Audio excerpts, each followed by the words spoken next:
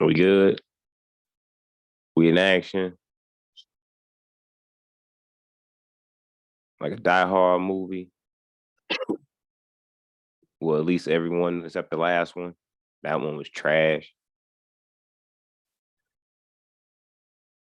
Yeah, it was. It was. I'm gonna say don't even try and cape for that one. Don't even. I'm gonna say I punch people trying to cape for that one.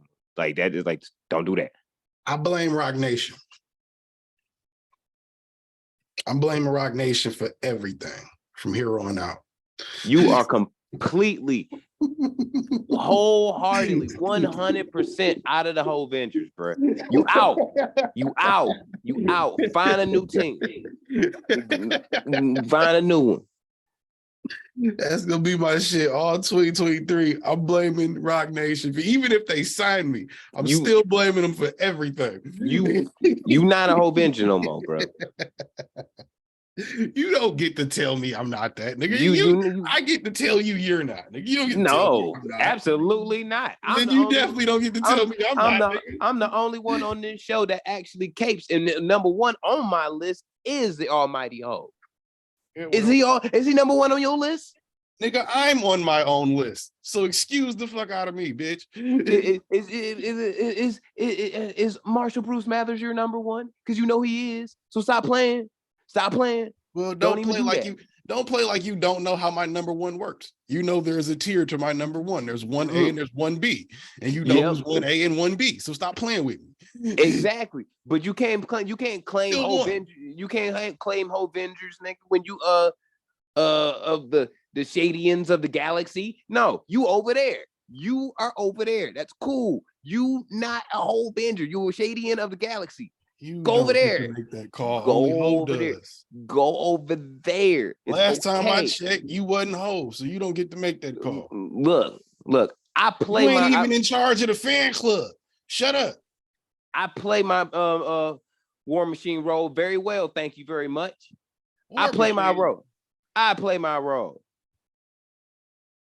I play my soldier, but all right. I play my role. The team ain't shit without everybody playing their role. I play mine. Roc Nation is damn you, Roc Nation. And the reason everything is wrong in the world. And the reason Tate got arrested. Hey, the reason fucking Tory Lanez. It's Tory Lanez, apparently. Hey, the reason Barbara Walters just died, rest in peace. Dog, it's all bad. So that was the funniest shit I seen all week. So I guess they are Roc Nation is the reason for Big Clit too. So, like they, why not? Why not? Okay. Throw that in there too, nigga. It's just everything. By the way, y'all, people need to stop circulating that video of that woman on the internet that's like embarrassing herself. First off, you can whole family embarrassing themselves. That nigga daddy got a part on the Beijing. How you park the Beijing? It ain't even real. He got a part in it.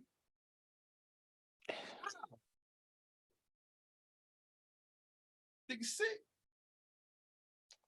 Okay. Episode 235, Millennials podcast. As you can tell, we have a lot to really talk about. And we haven't seen y'all in 2 weeks. So we're here now. And yeah, tell them who you are so we can get to the shits. It's a lot of everybody guilty now. That's all I'm gonna say. Everybody guilty. Everybody ain't guilty. Only people guilty is Roc Nation.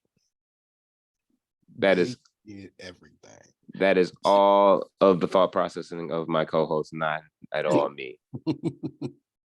Well, motherfucker, I be the one and only Busy 9-3. If you don't know, you won't know, bitch. I'm still here, and I'm still me. And next year it's gonna be the same. I'll just be a little bit better. AKA the motherfucking Kango Don. I'm rocking a Carhartt right now, but you know it is what it is. AKA the Carolina toe sucker and all of that niceness in the South. AKA Captain Dr. Science, because you know it's the end of the year. I had to do some more experiments and whatnot. And see, no one loved you enough to get you a lab coat, huh? For Christmas. You know, me and Christmas have a frayed relationship. So I mean, Santa don't love you. And I be the one hailing from the home of bitchin' tequila, 50 cent margaritas, and cartel dealings, the one and only motherfucking Jose Ortega himself, also known as Tequila Papi. This week and probably next week, I'm going to try and do all 52 weeks of the year next year drinking nothing but tequila owned by Black people or straight Latinos. We're not doing white tequila. straight Latinos or just like straight Latino tequila? Like straight Latino. Okay. I had to clarify that for some people. You know what I mean? Like I do already always bees the almighty rum lord as well. But it's hard to find good rum these days. I actually got to go to the Caribbean for that shit now. Like the shit they be having in the stores is ass, bro. It's ass. When Bacardi's your only option as far as something that got some good flavor and taste, you're not living right. You feel me? I'm also known as that one coming through with the crane kick harder than a motherfucking Mack truck. The one and only Tito League. Wow. You feel me? Also, I am that nigga coming down from off the buildings, smelling like straight dank with the back cape. The one and only, the Kush Crusader. God damn it, bringing that dank smoke to a Gotham near you. And it is episode 235, Non-Millennial Millennials Podcast, House of Spades Media. We hope everybody had a great Christmas from across the world. All of our listeners, we love y'all. Like, share, subscribe. We fuck with y'all from across the pond. You fish. We fuck with your fish too. You know what I mean? Even if you got like amphibians living in the house, you a little weird, but we fuck with you too. You know what I mean? And the amphibian. I don't fuck with cats though. I'm just gonna keep it real. Cats are evil creatures that are the guardians of the underworld. Y'all all know this. We all know this. And y'all should not let wild animals into your house. Happy New Year's. Sometimes you gotta let an animal in your house. Look, dog, if you're gonna essentially let a wild animal that gives not a single fuck about what you claim to try to train it into not being a wild animal and has no cool respect and is a lazy piece of shit like a cat, it's irresponsible. I can see how you might feel like that. I tell my wife that all the time. The most irresponsible thing she's ever done in her life was purchase a cat. I don't know for all the cat lovers out there how that'll go over, but all I'm saying is I would love to live in a household with both if possible. So you can say it's a bad investment. It's a terrible investment. It's a terrible investment. To some degree it might it's be. A terrible investment. You know.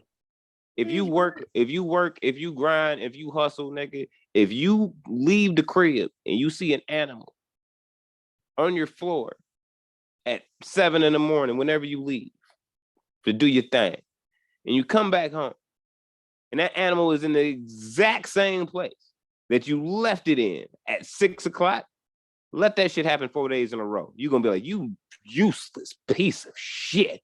What are you doing? I think it's safe to say that's Roc Nation's fault too, honestly.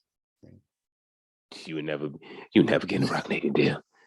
You keep this campaign trolling, man. Fool, you would never get that deal. Dame assign you though. Ooh, you can sign the Donda. You ain't gonna get no money because he ain't gonna have none. But you can sign there if you want to. If I did sign to Donda, it would be for a single, and I'm taking whatever money he has left over. That's the only way that's happening. Nah, I'll do a single and we'll see what's working, how it works out. And nigga know you that can't get a verse, and nigga know you can't produce it. I used to want those things, now I don't. I don't even want to beat, nigga. Keep it. You never know. Just distribute, bitch. Matter of fact, don't even distribute, just promo it. Just throw it on your Twitter. You never know, man. And one of the best contribution that Kanye ever had given towards hip hop was destroying Nas's Nasir album all by himself with no help. And Nas was like, man, fuck this nigga, and went off and found Hit Boy and been making magic ever since. No pun intended. But there you go. Nigga, So I damn near off myself. I ain't got time to be having Kanye off my shit.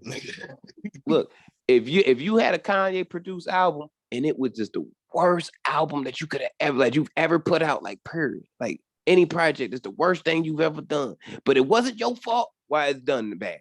It's all Kanye's fault. For all you know, nigga, you might meet the ghost of Jay Dilla and like motherfucking make the greatest mixtape or album run of all time.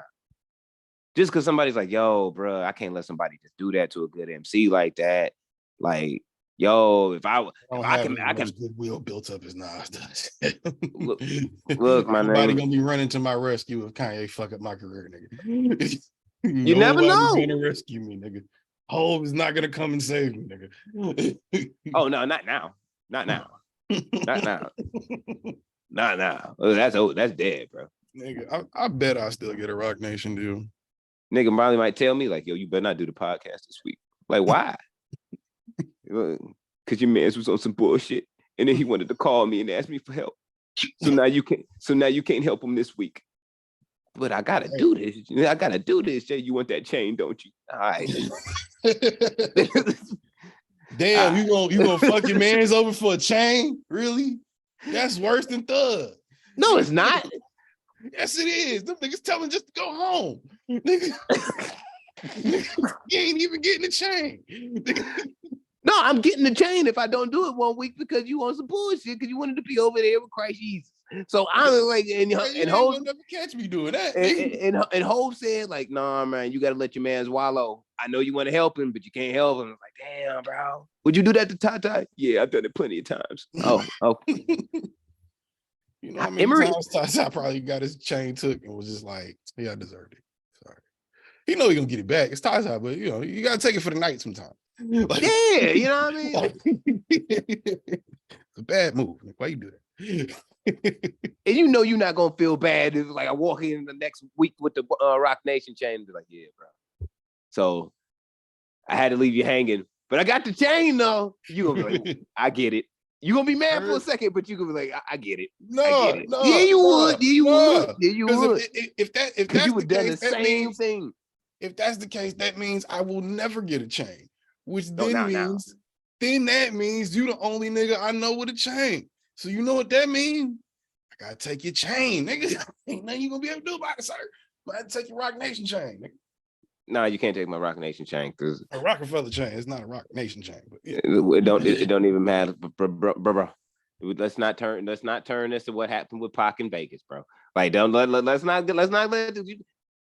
No, I'm just saying. We either both go find Daniel. I'm saying go go find Daniel Hernandez and take his Baby Shark chain. Matter of fact, I'll give you the Baby Shark chain because I'm sure I'm gonna be the one to take it. I don't want the Baby Shark chain. I don't even wear colorful clothes. What the fuck I'm gonna do with that? Look, it's novelty, bro. No, it's not. It's like I'm taking that bitch right to the pawn shop if you give me that. Well, that's up to you. At least it's free money, nigga. I'm pretty sure that nigga. I'm hanging that shit up on the wall. I'm hanging that shit up on the wall like the rednecks be putting deers on their shit. Like I'm gonna putting chains like over my my fireplace and shit. Be like, yep, that one belonged to 6ix9ine. Yeah. Nigga, that's as dumb as me keeping the Pokemon cards we steal from Charlie if we ever did that. That's as dumb as me doing that. Nah. Didn't you say yourself, don't keep no trophies, nigga? Just get the money. Didn't you say that? Yeah, but if I punched you and knocked you out for the chain, everybody know I already did it. Like, there's no way there's not a camera present. It depends on where it happened.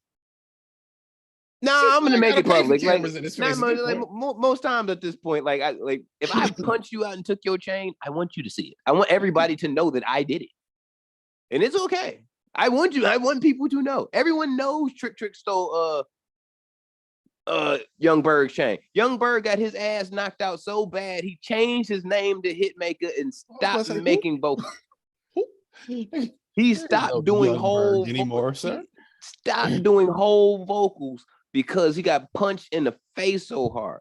I might single-handedly, with one fist in a robbery, be able to change the course of hip-hop. Is that so wrong?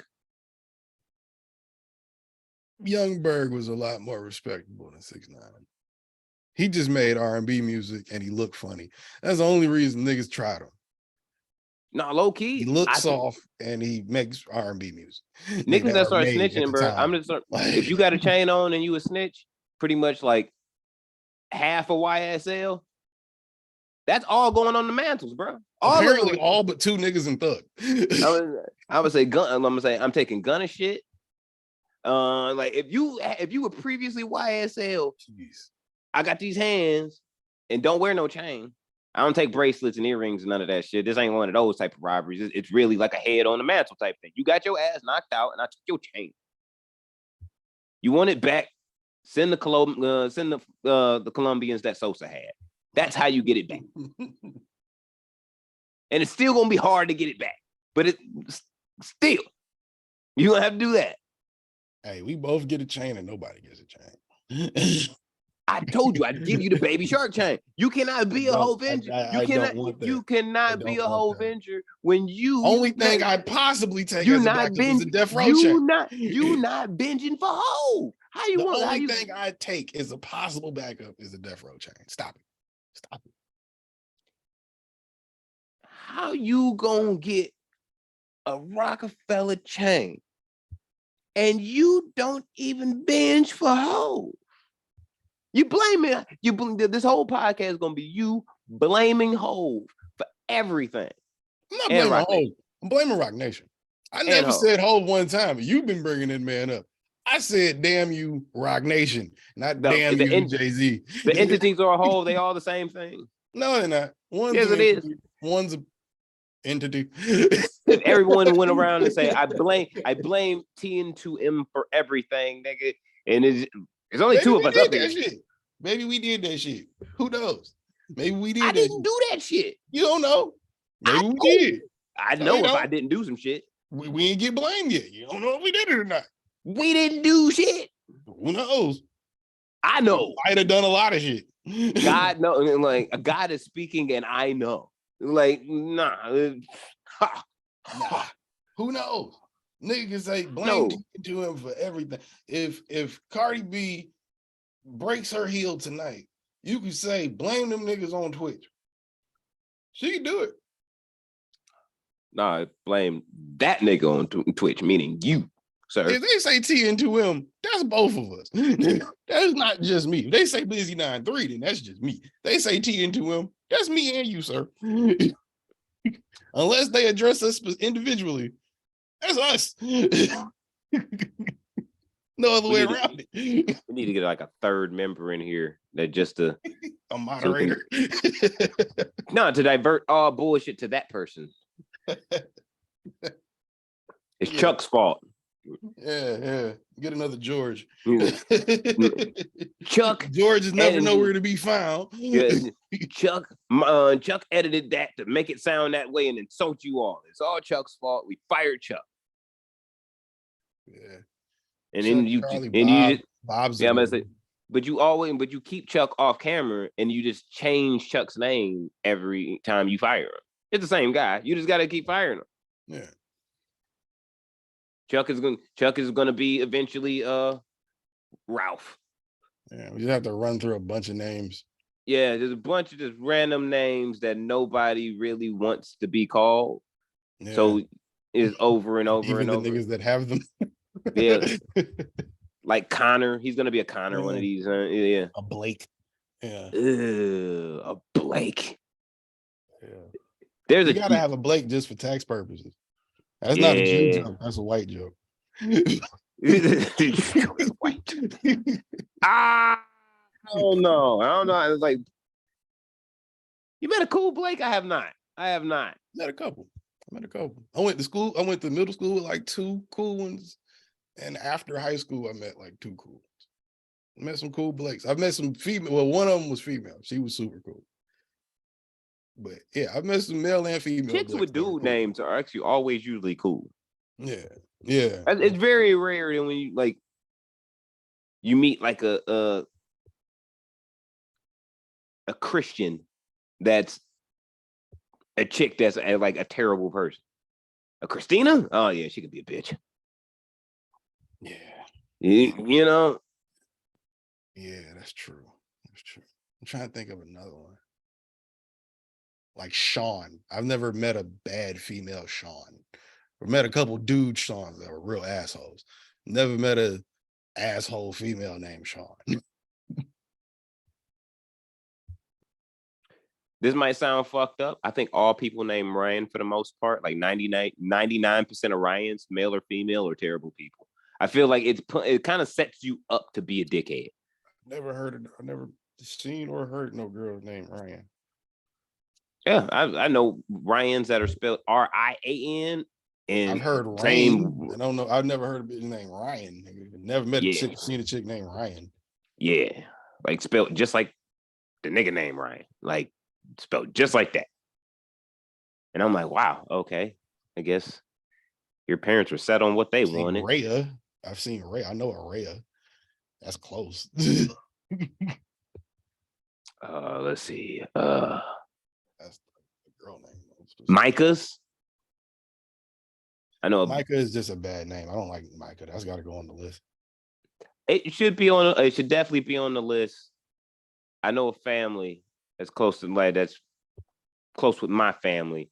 There's 4 Micahs in that entire family, and I'm just like, y'all never going to amount to anything. Like my thing is like, all right, are y'all just not trying? It's like are you just not trying? Niggas are lazy with names, bro. That's what I'm just saying. But I'm just saying, though. But I'm just saying, though. Give me my own name, nigga. I don't want to be the same name as 4 niggas at the reunion. That's why you grow up, get cooler, and then get cool in your own way and get a nickname. There you go. Literally one of the reasons why nicknames exist, in my opinion, my conspiracy theory. Or if you don't become cool enough to get a nickname, you become the generic nickname. Hey, little nigga. Young boy. Damn it, boy, you look just like your daddy. God damn it, like Junior. That's what we gonna call you. You can get one of them. I ain't heard a nigga say Junior in a minute, yo. I have not heard that since the 2000s. 2010s. An old nigga be like, hey, Junior. I ain't heard that shit in forever, nigga. Wow. Not Junior. Junior. Yeah. Junya. Junior. Like I never understood that about Southern ass motherfuckers, or at least a Southern accent. Like there is clear they can look at the word, nigga, and completely change the syllables and the whole way. Like your tongue. It's just your tongue. It just happens. Hearing language is fucking fascinating. Hearing Southern people say Joseph is just the most disgusting shit I've ever heard in my life, because like Joseph. It's Joseph. Like sound like an old white motherfucker. No, Joseph, come here. Joseph. And I'm just like, nigga, where the fuck did you get a Z-I and a P from? Where? You can pick one, Jose or Joe. This is one of the two. Right, like, god damn. That's where Joe became popularized, because I'm just like, all right, y'all niggas can't speak English nor Spanish. So average ass Joe. It's easy to remember. 3 letters, 1 syllable.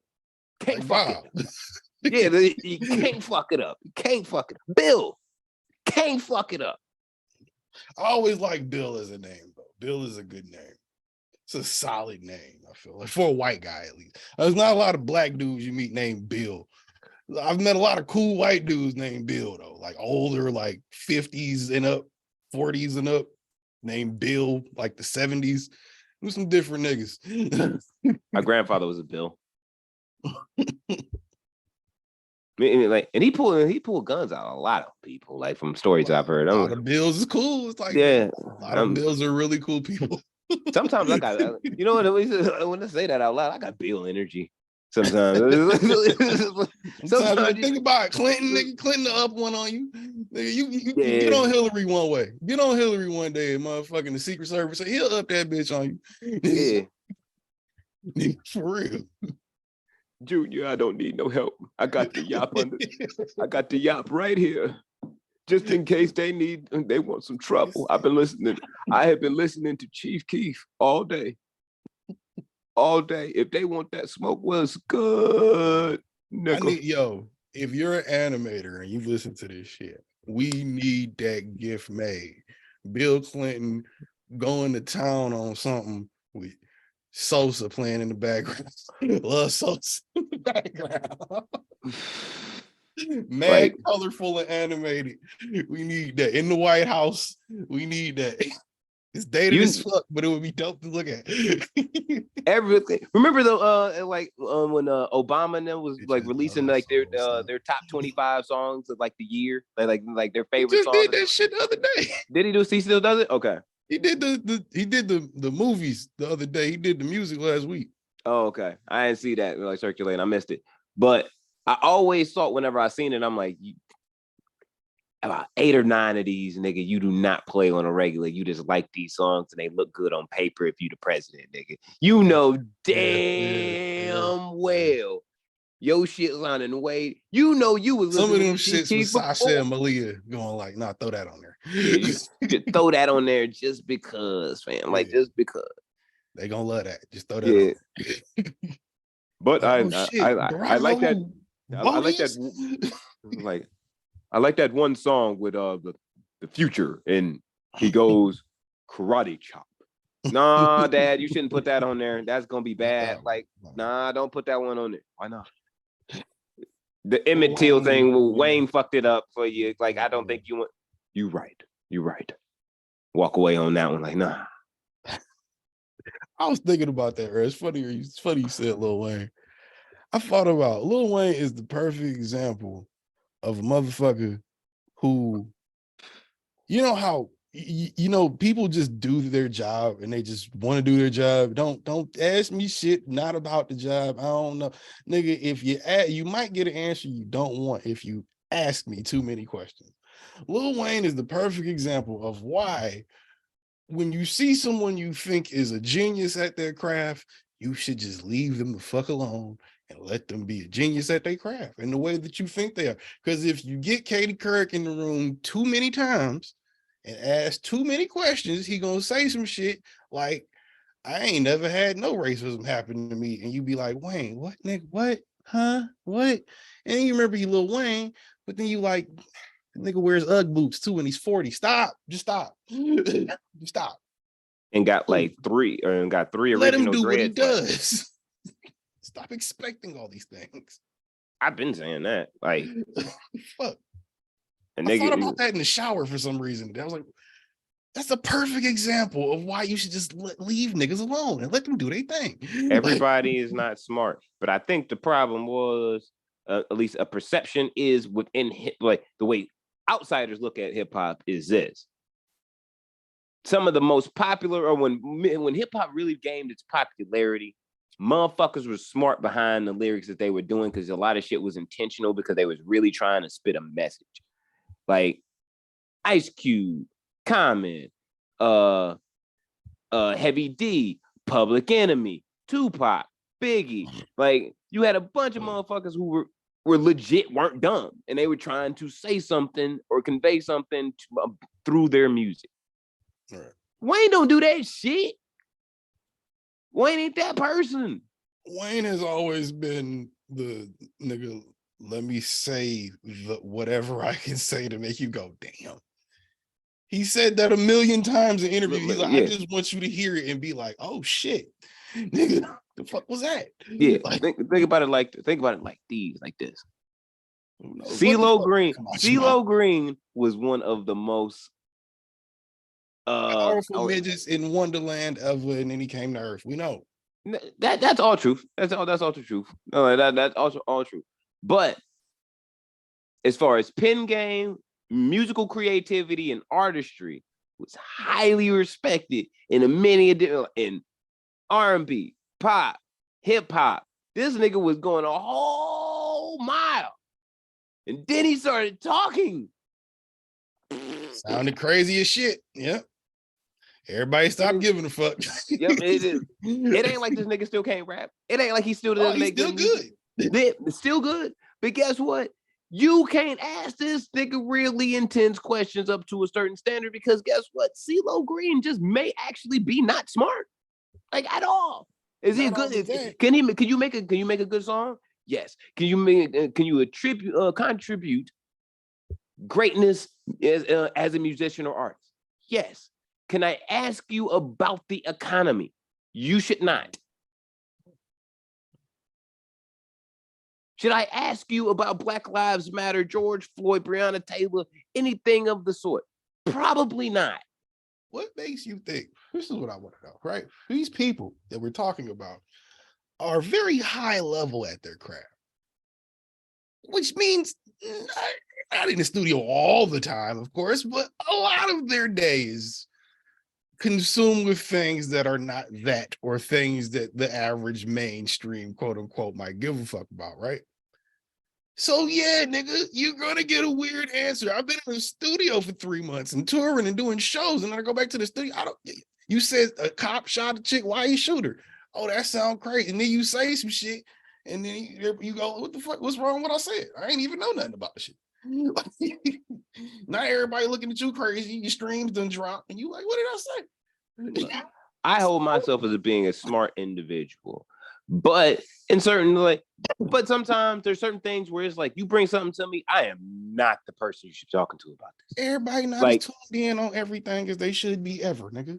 No, but I'm just saying, just in general, I'm desensitized to a lot of shit. So it's just like certain things is kind of like, niggas die every day, B. What do you want me to say? Right. You know, like what? I can't do nothing about it. Right. Like we all know what we could be doing, should be doing to change it, but nobody really wants to. Everybody want to cut angles. So that's the answer. Niggas die every day, B. But if you say that shit in front of Carrie Couric, you look crazy as hell. That shit going viral for the wrong reasons. Yes. Yo, that makes me think about podcaster says that N-words die every day in his response to the massive gun deaths around America. Nigga.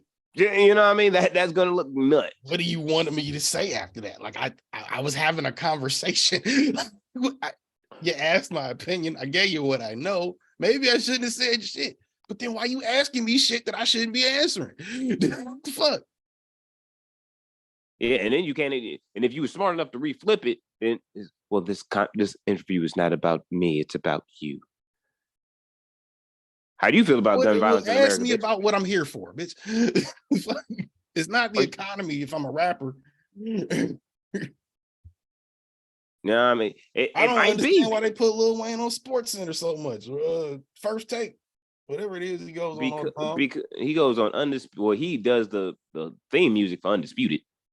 But no, I mean like when he goes on there and like speaks his opinion on sports. Why do we give a fuck? Lil Wayne cares as much about sports just because he cares about sports. Because he a Laker and a Green Bay fan, and he's a diehard fan. So you might not be able to ask him about everybody in the league, but he's a diehard fan of those two teams. You know what I mean? For show 100. I don't see how that works. I just don't get why he always has an opinion on TV about sports. I don't care about Lil Wayne. He's really only ever there when he really trying to promote some shit, or it's like Super Bowl time when they trying to get celebrities that are coming in from everywhere to this location for the game and shit. I feel like I see a clip of that nigga on there every couple weeks, bro. Maybe I'm tripping, but I feel like on Twitter, I see a new clip of that nigga on there every week. And I'm like, why is he always talking about basketball or football? I don't care. I was saying this nigga is such a hardcore fan of the Green Bay Packers, nigga. They asked him, who gonna win? Oh, yeah, he was on First Take. He was like, who do you think gonna win the Super Bowl? Green Bay Packers. Nigga, they not even in the playoffs no more. What do you like? Oh yeah, that's right. Like he just went off the rip, was like Green Bay. Yeah. He watched the game. He completely forgot that there was like he completely forgot that they got eliminated. They're gonna get it though. Like that's how hardcore of a fan he is. That's when you are completely incoherent and like what's going on around you. It's like being a Lions fan. I can't say that anymore. It's like being a Pistons fan. I would say I never was a Lion. You know what? This is what I can say. I don't understand how anybody that is from Detroit or Michigan that is under the age of 55, maybe 60 now, could be a Lions fan. Like for real. I don't understand it. Like not hardcore. Yeah, I'm just saying, like be in older general, to be a hardcore one. Like my dad, I think, was 5 years old when they won the national championship before it became the NFL. That's like the one Lions championship that exists. And he was like 5. My dad is 69 now. That's gonna stick with you. That's gonna stick with you. For him, understandable. But I'm just saying. Us watching the Pistons win in the early 2000s stuck with us. We ain't gonna never forget them games and where we watched them and our reaction and things, same shit. Yeah, but we were more coherent than 5 years old. But okay, because to that then, since I was the earliest games I can remember was watching Jordan play in the 90s. So, and Jordan was influential. So that in turn should have made me a Bulls fan. I wasn't. I was a Jordan fan. I didn't really give a fuck what happened after. When he went to the Wizards, nigga, guess where I went? To the Wizards, nigga. We was rolling our asses over there. I felt like that about Kobe for a long time, so I kind of get that.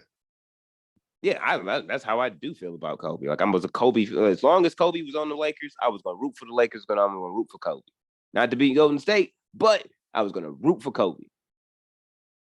And when Kobe retired, it was like, I don't give a fuck. Worst things can happen. I don't even care. See, that's what showed me I was really a Laker fan, because when he retired, I figured I wasn't gonna care anymore. I still cared way too much. And I was like, okay, yeah, no, I just like the team. Damn. Like, and then LeBron came and I'm like, oh, this is gonna be great. But it was that 1 year, but then no. If you were under the age of 60 or 60 or younger and live in Michigan and you are a Lions fan, quote unquote, you are a completely unreasonable and illogical human being because you have watched something consistently happen in front of you your entire life. Like, I'm not even being like, I'm not joking when I say this. Your entire life. That's why it's funny. Yeah, your entire life, son. You have been watching them lose.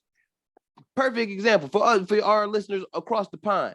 Your favorite football team, whether you from Liverpool, whether you from somewhere in Africa or Manchester United, that's where I'm a fan of. Like whatever. Imagine that team that you love your whole life, never winning anything in your lifetime. Ever in your lifetime. Go find the oldest person that you know that you actually talk to and have conversation with. Like the oldest person that you know. It might be your grandpa. That person might be 80 plus years old. Go find him. He ain't never seen that team win neither.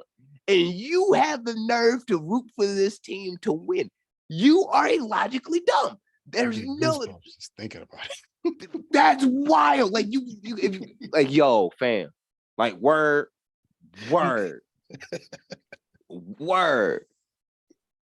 On some real shit. You want to know how I became a Raiders fan?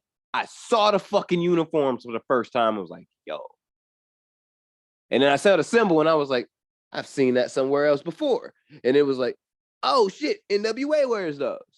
I'm fucking with it. Done. You know, like I've been rocking ever since. But in my lifetime, they've been to a Super Bowl, lost, but they was there. I watched it. I feel that. Because I thought I felt that way about the Saints. The first time I seen the Saints shit, I was like, oh, that shit look dope. Then Reggie Bush got there and I was like, oh, this team. Then I found out I was just a Reggie Bush fan. But then I realized, Jersey, it's all right. It's not that great. Look, we all feel for Reggie Bush. I think we just know how much the world done shit on Reggie Bush, bro. I'm talking about Reggie Bush is doing great. No, I'm just saying, like the main things that shit, like, nigga got Wendy's commercials every other commercial. That nigga, he's still not over Kim Kardashian, nigga. That nigga still hurt. You know how he's still hurt. His wife looks exactly like her. Damn near. Excuse me, he got a type. What his last bitch before Kim look like? She probably looked like Kim. Nah, that nigga from Dago. She probably look. You know what I'm saying? She probably looked like Ariana Grande. Probably, to be real with you, but he done got some. That nigga got some. What is this? Some Armenian or Romanian on some shit, and it changed his whole life. He needed to get in again. Yeah. Sometimes You you know, get a new ethnicity and you like, I need that. that nigga get hurt one time. The Saints like, nah, fuck you, nigga. You got to go to Detroit. He was like, oh, Bruh. That's and why then when I think I'm about to go back Latin. Shit. then he went to Detroit, and then it was over.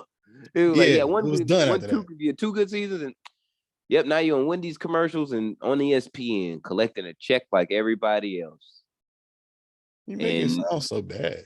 They're so dramatic. It's not even. He was so disrespected and shit It's on. easy. He's like I could 40.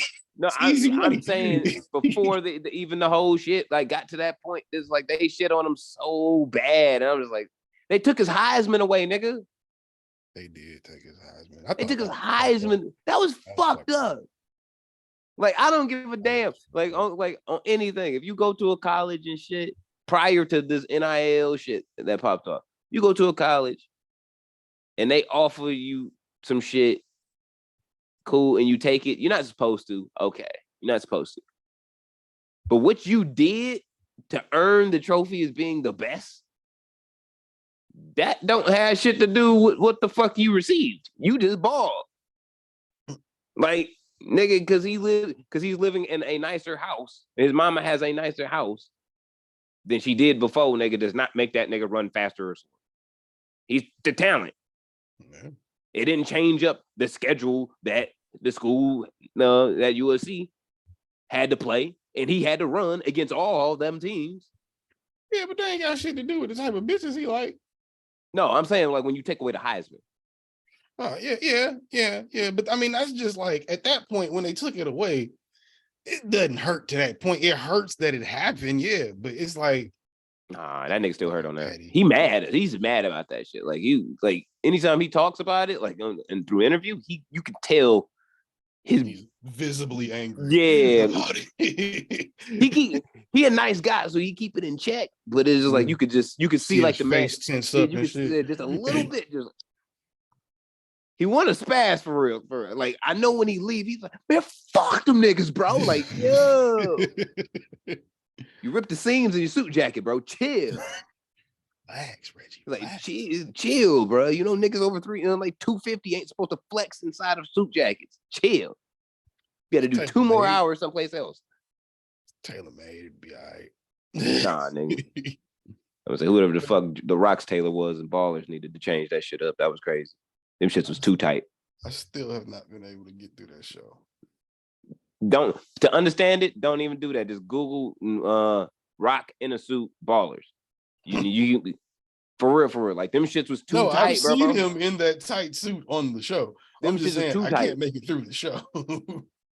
I get you, but the shit was too tight. It was that's ridiculous. I remember the gray one he used to have on, and that shit was like disgusting. Yeah, I'm just like, bro, saw every line on that nigga's body, bro. Pause. like for real. Yeah, but it's like, yo, like you can't, this nigga can't even cough for real, or sneeze hard, or it's something gonna break. Yeah. Rip. Like, come on, bro. Like, I'm not spinning. Nation. I'm not gonna do that. I'm not gonna do that. Nation. I'm not gonna do that. On Ballers was all Roc Nation's fault. I'm not gonna do that. Not gonna do that. I'm not gonna do that. Matter of fact, I'm standing on me. I'm not doing that though. Or Roc Nation.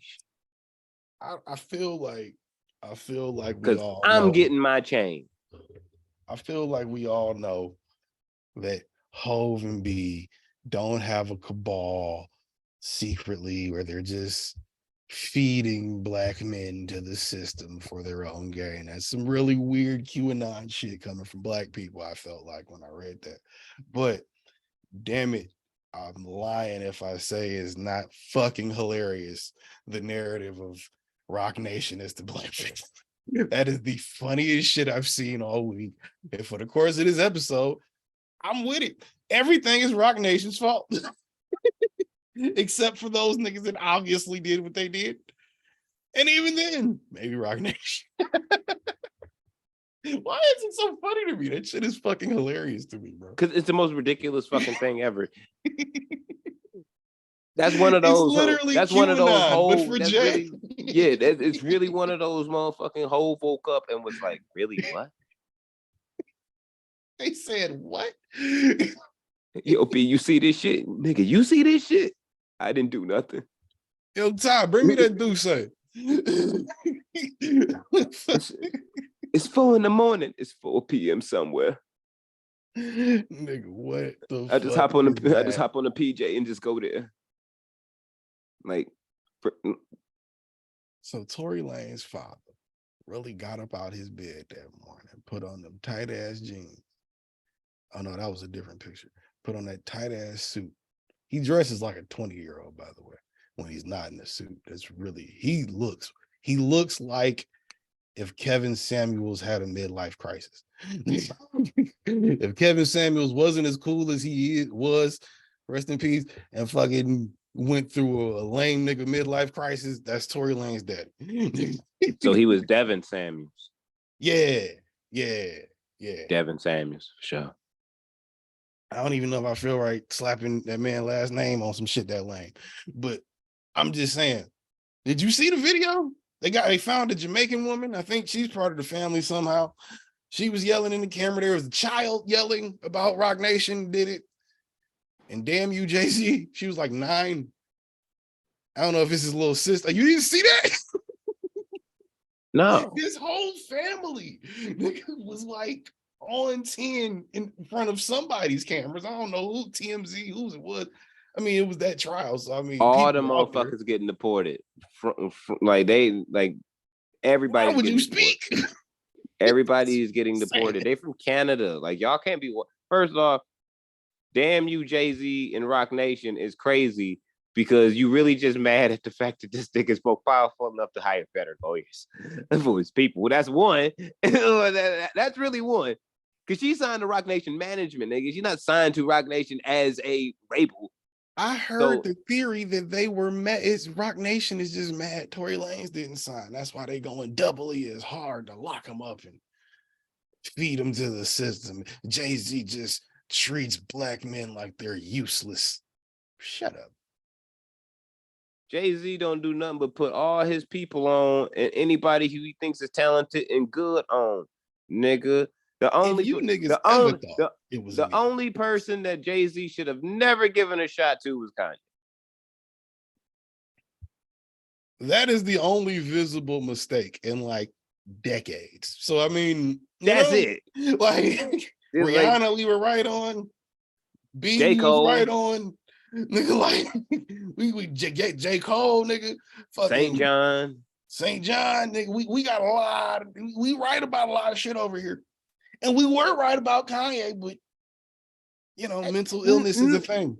No, we were wrong. We just didn't realize how wrong we was until you get become fans, and it's like, damn, now you got to unfan yourself because now you realize you're wrong. And no, we can't even put that on hold because I said that shit a couple weeks ago when we was talking about that exact thing that you just brought up, but I said it in reverse. I said, remember, Hov said don't sign that nigga. Dame was the reason Kanye got signed. Hov was like, I don't know. But he just kept taking the beats and didn't say nothing. He was like, all right, he is cold with the beats, cool, whatever. And then they got closer and everything was cool till it wasn't. And now it's not even that. I don't even think the nigga's not cool. I just think it's just weird. He can't go kick it with that nigga nowhere. He can't go meet up with that nigga and just be like, yo, bro, what's going on? He got to FaceTime that nigga or something. Like, fuck is you doing? Don't let B call Solange and shit. Like, cause that's what she gonna do. She not gonna attack. He's definitely in the bathroom FaceTiming. He's not doing it in the living room. He's doing it in the bathroom. I don't think he's doing that shit at all, to be real. I think he you gotta check on your mans. But even to that, you ain't trying to get in trouble. That's not your man. Sometimes you feel for it, nigga. You gotta check on him. You spent mad years with this nigga. You pretty much made his career. He looks up to you literally like a big brother. He don't like you. Gotta you check for on this real. Nigga. Like, now you big don't. Brother like him for real. No, I'm saying like Big Brother don't like Kanye. Like I'm saying nobody's big brother like they little brother for real like that. They love you. Get your little ass on my way, nigga. Fuck. Look, Jay might feel enough is responsible for Kanye as the dog that you bought your third ex-girlfriend ago. Like you just kind of was like, I wonder how that dog is doing.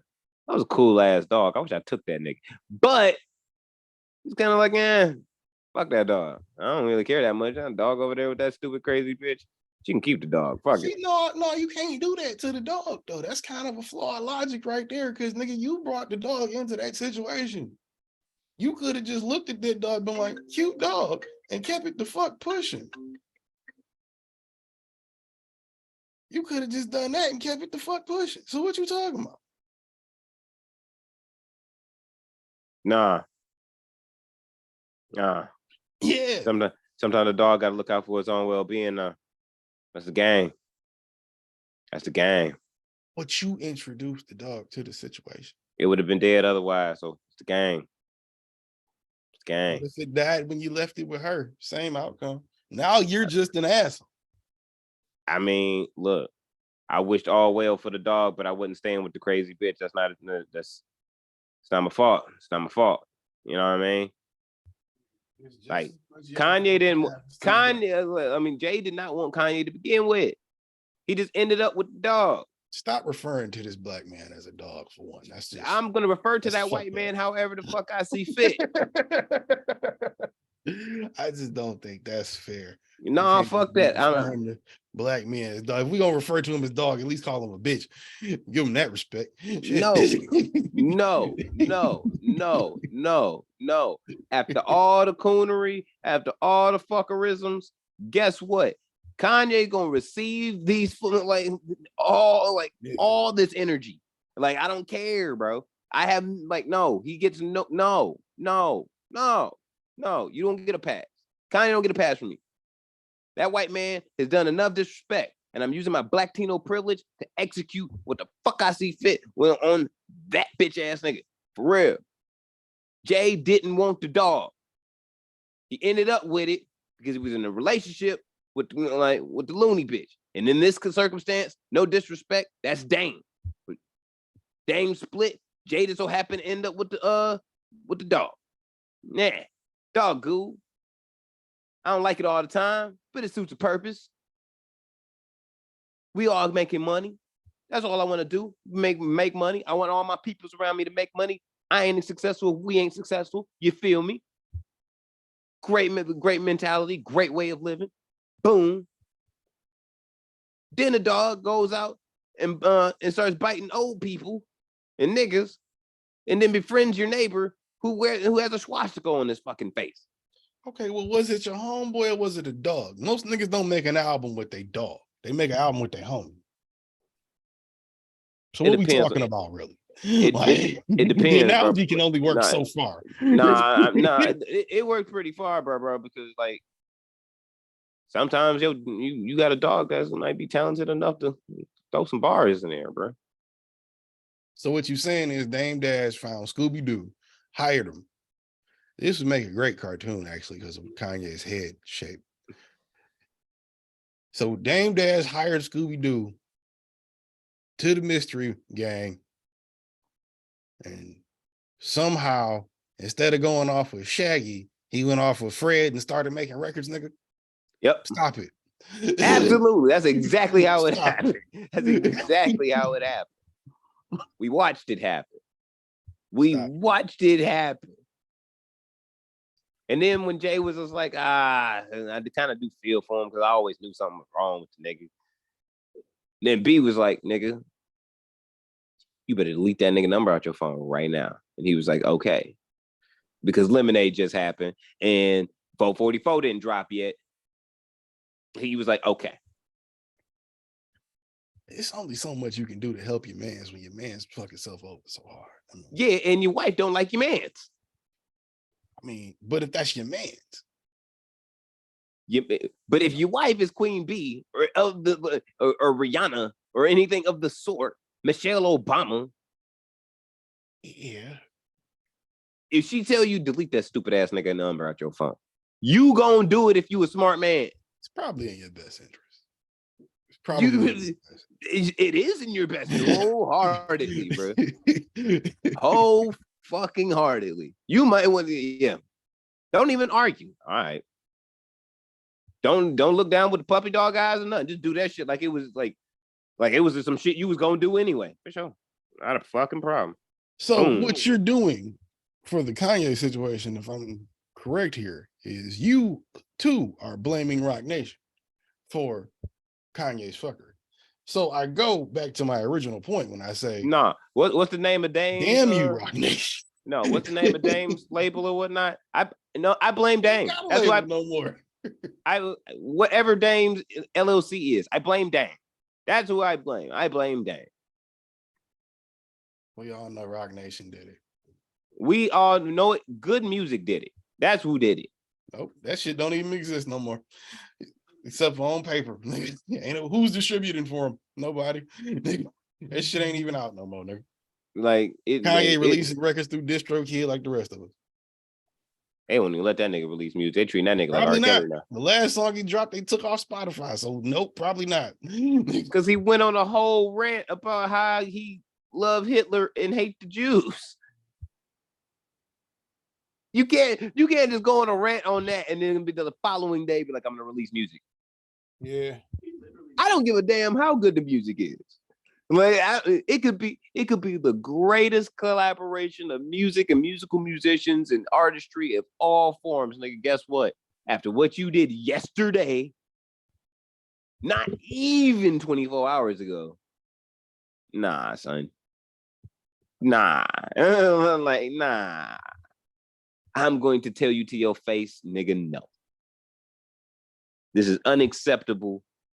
You must go home.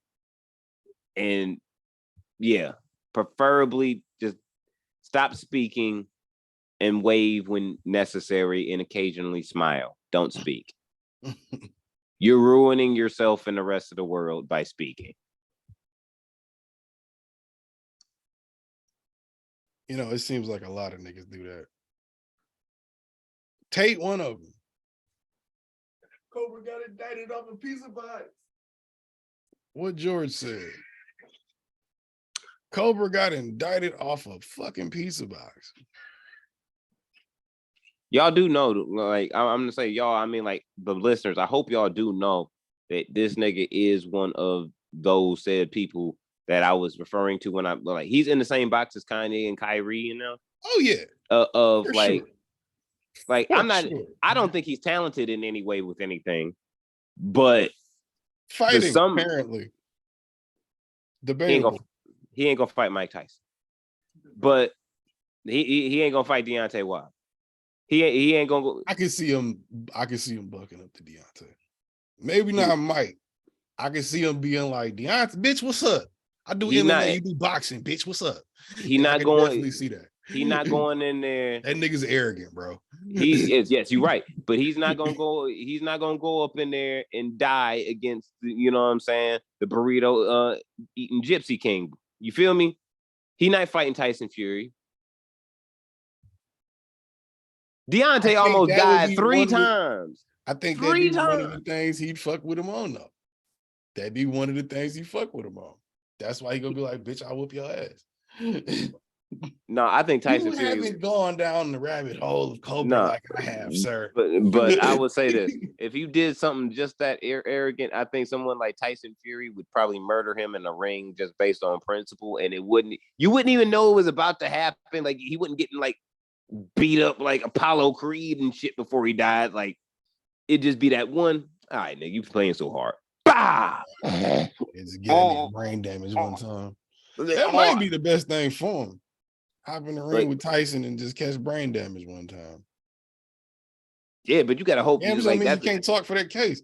I mean, but you gotta actually almost kind of gotta hope that brain damage is the best outcome possibly. Nigga, you're putting skull crush right in the fucking face by Tyson Fury. I mean, if you let Andrew Tate, your brain might come out through your ears a little bit. Like, it happened to Deontay Wilder. His brain was coming out through his ear. You watched it. Beat that man senseless. Literally. You beat the brain out of me. Yeah, like, for real. You can see him. Out his ears. He ain't had no legs after his brain started coming out through his ears. Like, bottom line, man's really ain't that talented. He's not even smart. I don't even understand how people even give this man and gave this man any type of attention via his platforms of usage when he was using them. I'll tell you how. Because that shit is crazy. He's dumb as hell. Tell you how. Captivating capitalism. Nigga, that's what it is. He captivates niggas in a way that makes you feel like what that one bitch say? She said like he's like the big brother of the internet for a lot of niggas. He's a lot of niggas' big brother. Like for real. So when he sells you this course about being better, being the best you can be, fuck everybody else, nigga. Fuck that and fuck them. Get your money, get your shit, fuck them hoes. And if you get them hoes, get out the fucking matrix. All of that shit. When you fucking do that, all of that comes into what? Hey, nigga, buy my course. Hey, nigga, make sure if you gonna come through to that party I'm throwing that you got some bread, bro. The hoes don't like broke niggas. Make sure you got some. And then I'm just eating off of that shit. Why? That's why I said it off air, bro. I think the nigga, I really feel like this. I think whether it's the pizza box that gets him indicted or not, the nigga has a real struggle with the character Andrew Tate and the person Andrew Tate. And it's very visible on camera. Because I don't think the person is too far off from the character, but the character don't know when to shut the fuck up. Because I don't think he's that dumb. Neither does the person. He is fucking retarded. He's stupid. And we don't like I using don't the think R he's word, so stupid though that he doesn't fuck. get it. That's why I think it's the character fucking him, and he doesn't catch it before it fucks him. bro. I don't give a fuck. All right. And by the way, dude, he got locked in the, like they arrested his ass and charged him and did not charge him with sex trafficking or human trafficking, but he did get charged with money laundering. What his brother? Did his brother get hit with the trafficking? Somebody got the whole thing charge. on the internet was under the trafficking. I think it was bruh. It was the brother.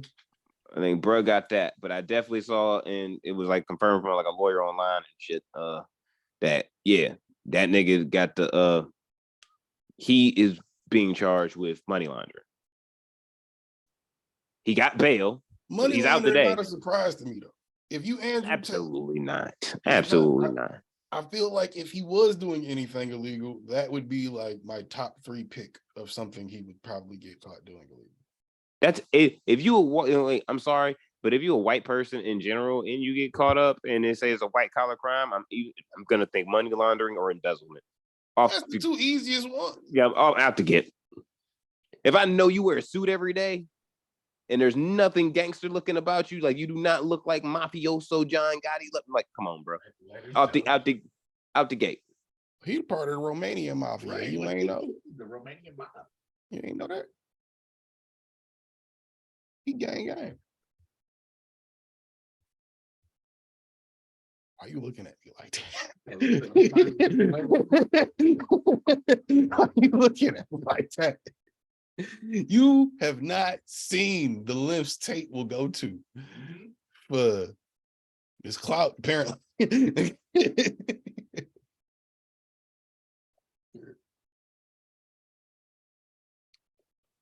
This nigga's perplexed.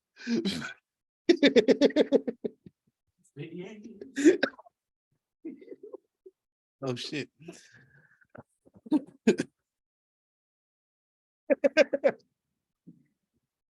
Word to Jerry's, nigga. Word to Jerry's, nigga.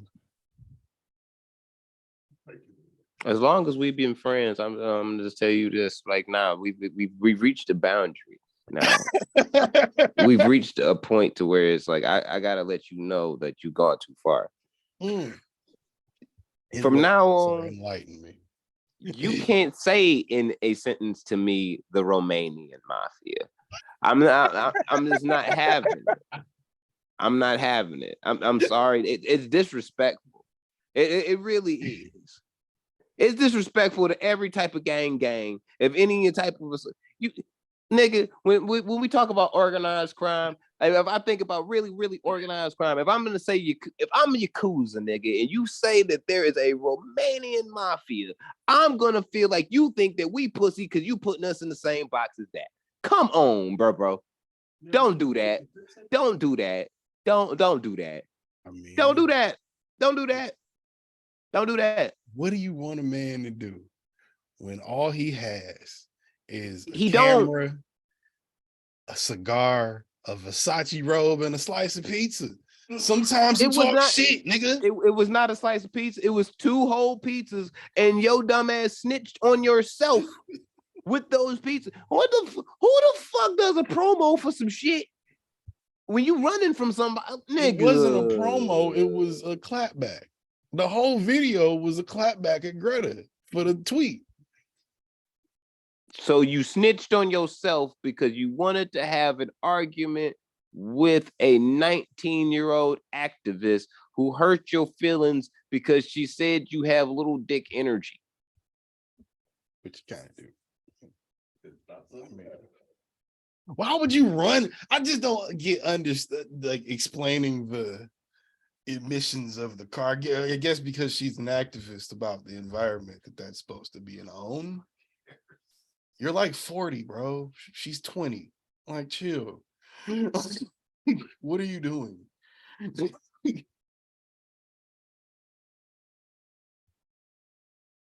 Not smart. Period. You're not. He is not a smart individual. He is not smart. I said not stupid enough to. Not smart at all. Not smart. Doesn't mean that you're not savvy, but you are dumb as fuck. Like, you are completely incapable of helping yourself because you are fucking stupid. You don't have to you don't have to help yourself when you own 4 Bugattis and you fucking have all the roads right and a fucking samurai in front of your house. And bitch, get my coffee twice a day because I'm only gonna drink one because fuck you. I asked you to get it. Can you do the job or not, bitch? Clean up unprompted. Yeah, well, unprompted. Unprompted. I need things done unprompted. But then turns around and prompts this little bitch for no reason. Like, what the fuck are you doing? Dog, Joe, shut up. Bro, prompt the shit out of this bitch and then turned around, got hold, and then tried to recover from it. That's how this shit happened. And then you go tell me, oh, this nigga getting some money laundering charges. That's not a surprise. I guess the point is, I don't think this does nothing to his image. As dumb as he looks, as dumb as it is, as corny as it fucking is. His image is still the same. Huh? His image is still the same. Because he's just gonna double down. His audience is gonna love this. Huh? I'm gonna say that this is on brand with his image. This is like, it's not gonna do nothing. His audience is gonna love this. He just gonna double down in the next video. Yeah, nigga, the Fed. He already made a video like that last time he got arrested, talking about the Feds tried to get him. They ain't got shit. Fuck them, because that was when the human trafficking shit came out. And he, it was a matter of him getting caught in Romania, which was when he got arrested. He like, they ain't got shit on me. He made a whole video talking shit to the Romanian feds about, y'all ain't got shit on me. You can't do shit to me. What you gonna hit me with? So he knew something. You know what? No, I'm not even gonna say that because that's gonna be worse for the environment. So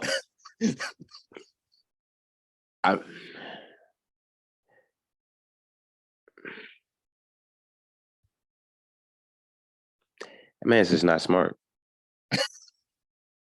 There's no other way around it. I think you're thinking of smart the wrong way. No, I'm not. Of smart in this.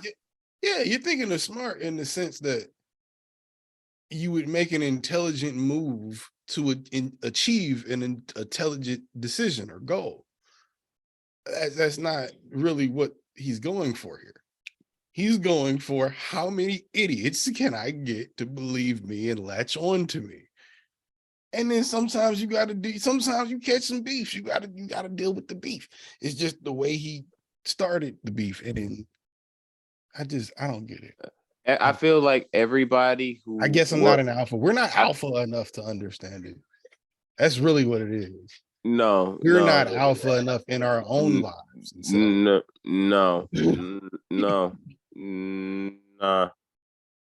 No. We might just be betas. Or what's the other one? Is it Zeta? Sigma. We might be Sigma males. No.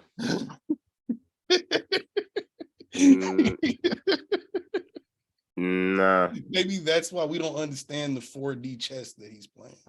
Like Kanye, like Kyrie.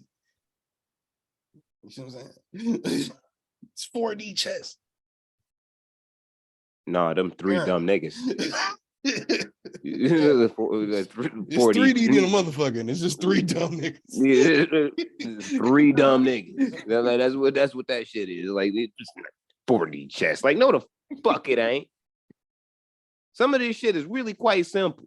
Some people are dicks. Some people are robbing you, and some people are willing to let themselves get robbed by these dickheads. Everybody who used to be a Daniel Hernandez fan and shit, guess who they fans of now? Andrew Tate. And it's the same exact type of motherfucker. You think you so hard, you think you're so smart. I'm not. You make your shit off of being controversial, but when that becomes your shtick, I don't give a fuck who it's been. If your shtick is becoming controversial and sustaining and continuing that, you will fail. Something's going to happen to you. Someone's going to beat you up. You're going to go to jail on some dumb shit. You're going to get killed, stabbed, whatever the fuck. Blackballed, canceled. That shit's going to happen to you. Well, Andrew Tate has been canceled and he's uncancelable. Who the fuck do you think he is? Uncancelable? I mean, you already said who he thinks he is. You already know what level he's on. Adidas can't cancel me. I can be as anti-Semitic as I want. We saw how that worked out. Right. Exactly. Like, who the fuck? No, I'm like dead ass. Like, I'm just saying, uncancelable, bro. Like, look, my nigga, there is no way you could convince me. There is no way on God's green motherfucking earth that you could convince me that more people fuck with and love Andrew Tate as a whole damn thing and entity than niggas did with R. Kelly before Surviving R. Kelly came out. There's no way. They're not comparable. Even after, I think there are more people that love R. Kelly. That's even after. And R. Kelly is that's clearly fucked up to say. And R. Kelly is clearly canceled. Niggas have gotten to the point to where we canceling the aunties now. Just because them bitches is out here wild. Free R. Let it go, bitch. Free R. Kelly. Free R. Kelly. I lie, yo. Like, no, he's doing 177,000 years, bitch. He is never getting out. Never. Ever. There are going to be no conjugal visits from you. The conjugal visits he is going to, he is anticipating is wherever they're going to send Tory Lanez, he's going to ask for the transfer there. That's exactly what's going to happen. Imagine them two. Yo, okay. Look, I'm gonna say this, and don't criticize me, y'all, for saying this because it's just a thought that popped in my head. But I'm just saying this because I feel like it might be solid. If I'm a nigga doing life in jail, I'm on the row or whatever, and Tory Lanez and R. Kelly happen to be in my pod. Not for nothing, Friday nights is gonna be lit, and I mean lit by you got Tory Lanez and R. Kelly. That's free jukebox music. All you gotta do is stab them niggas up one time and make sure they sing for you. It's great. Make them feel a little uncomfortable. You got all the free music. Because I'm already uncomfortable now. You talking about you gonna have two R&B niggas up in the cell block, and you gonna make them niggas sing every night. You trying to get somebody butt pregnant. That's what you do. That's what you trying to do up in that bitch. That's disgusting. Then no, that's trying to happen. Whoever stabs R. Kelly or Tory Lanez and is like, we want them motherfuckers to sing every Friday. That nigga's taking them. He is taking butts. He ain't on no joke now. He punching people in the face and taking you. That's a serenade, nigga. Yeah. Tory, sing louder, nigga. Oh, Say it. Ah! That's what then like, that it's gonna be terrible, bro. Oh my god, bro. and Tory and Lanez is definitely if doing it 23 years. yeah, and if Tory Lanez end up in the same pen as R. Kelly eventually, bro, they gonna become lovers, bro. That's just bound to happen. Because R. You Kelly said it already before I did, because I thought it. I just was like, no, that'd be wild. R. Kelly already tried to turn a woman into a boy that looks similar to Tory Lanez, and if Tory Lanez is already there, I mean, I don't know. At a certain point, you got to make a decision. You're gonna beat off for the rest of your life, or you just gonna take what you got around you. and R. That's all Kelly you is got around you. What significantly you gonna do? R. Kelly is significantly taller and bigger than Tory Lanez. Forced decision. What? Is that R. Kelly is significantly taller and bigger in size than Tory Lanez. Yeah, I think R.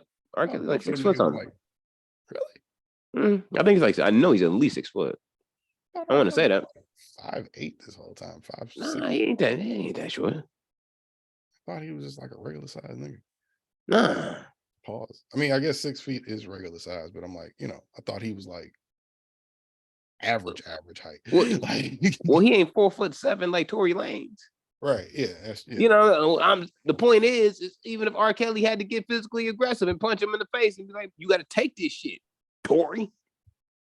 Trapped in the cell tonight, boy. Man, that'd be fucked up, bro. Like you shot Megan. You was mad. You was mad because Megan Thee Stallion, who you was fucking, you got a temper tantrum. You shot her in the feet, and it leads you to being like the lover of R. Kelly. That's a Lifetime movie right there, boy. That's a Lifetime movie. I mean, somebody got to write it. I'm not writing it. It's disgusting. It's a Lee Daniels series at the least. It's a mini series at the least. 2 R&B stars go to prison, end up getting transferred to the same prison, and fall in love. That's a Lee Daniels production. It definitely is. It definitely is. It's definitely one of those.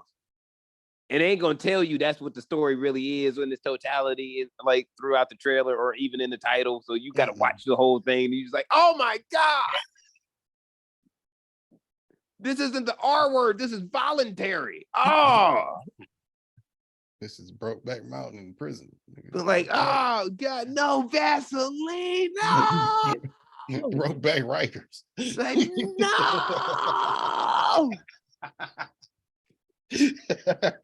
Brokeback Rikers is fucked up. Got niggas on the cell phone like, son, I can't deal with this shit no more. Like, what's wrong, my nigga? They be humping like all the time. Like all day, dog. They love each other for real. Like, what I gotta do with you, bro? They cell is right in front of my nigga. Wanna go home? Yo, remember what I told you, little bro? I told you, don't be moving no packs, nigga, and stay off the street, nigga. I need you to move everything, nigga. Get on the block, do everything. Yeah, like do everything you need, my nigga. Like, nigga, that's like $250,000, bro. Nick, get your ass out. Get some bricks, start pimping, nigga. Shit. Do what you gotta. It's scamming, nigga. Get like 3 or 4 hoes to do this car shit with you, nigga. Like, get me out. My mind's telling me no. Out, nigga. Yo, nigga, I gotta get out of here, bro. They about to start in a multi-purpose room, my nigga. I'm out, dog. Oh my god. Terrible. That's fucked up if Tory Lanez and R. Kelly are like the prom king and queen of your pod. That's wild. That's fucking wild. Motherfuckers get out of prison and be like, I saw terrible things, my nigga. Like, what you like? Definitely make that short. That would be hilarious. Be like, have you ever seen the makings of a writing to a gay R&B album? No. I did for 9 years, bro. I'm traumatized. They come at you. No, they loved each other too much. That's how they do the promo too. They go like 40 years, whatever the combined career of R. Kelly and Tory Lanez is. It'd be like 40 years or some shit. Like 40 years in the making. A love that can't be stopped. My body. My body's telling me yes. That's what it is all day. It is gonna be pure disgust. God. Why are we writing this? Stop it. Why are we writing this show? Because this is what R. Kelly wants to happen, and this is what's probably gonna happen to Tory Lanez. Jesus Christ. Matter of fact, I'm glad justice is served, goddamn it.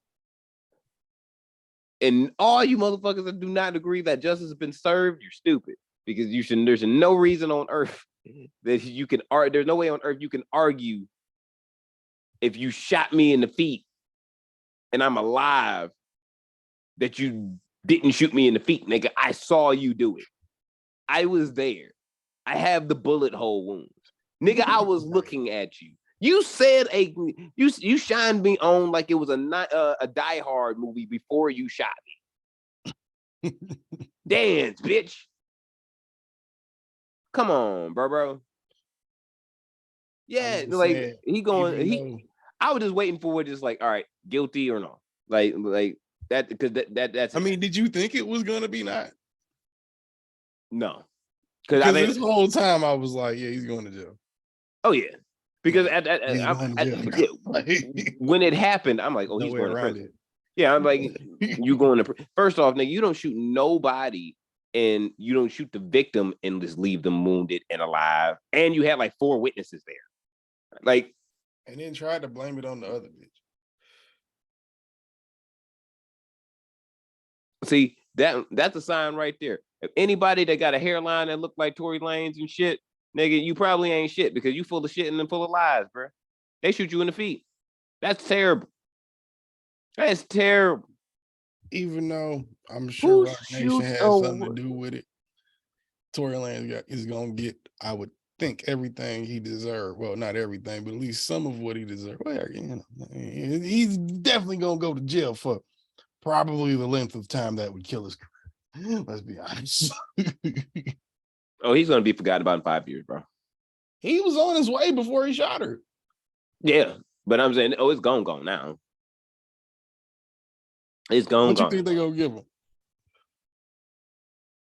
It's 23, I think, is the max. What you think they're gonna give him? Given all the evidence and or lack thereof because of Roc Nation. Apparently. Allegedly. This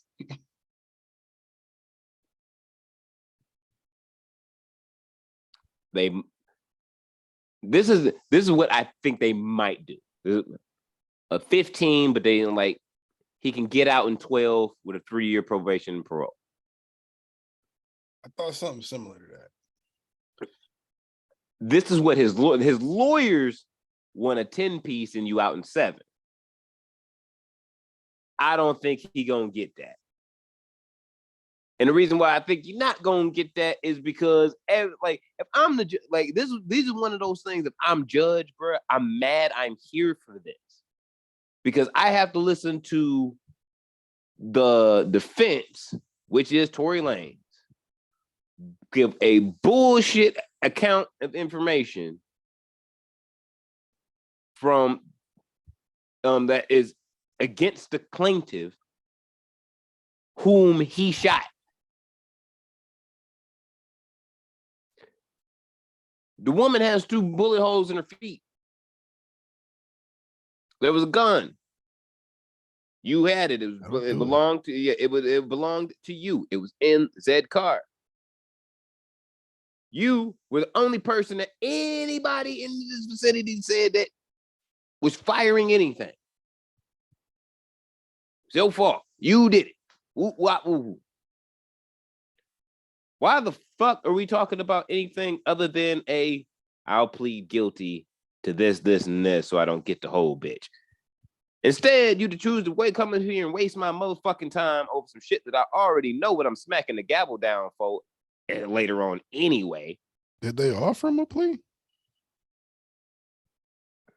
I don't think he would have took one anyway. Because if you offer, probably not. I'm gonna say they offer him one. I don't know. I'm probably sure that they did at one point in time. Took the plea. He should have took a plea. Like, out of all the niggas that should have taken a plea in the last couple of weeks, because no one else was in. Like, this ain't on the YSL shit. This is on some nigga. You are the only and sole person involved in this. You don't have nobody to snitch on. Like, this is really you.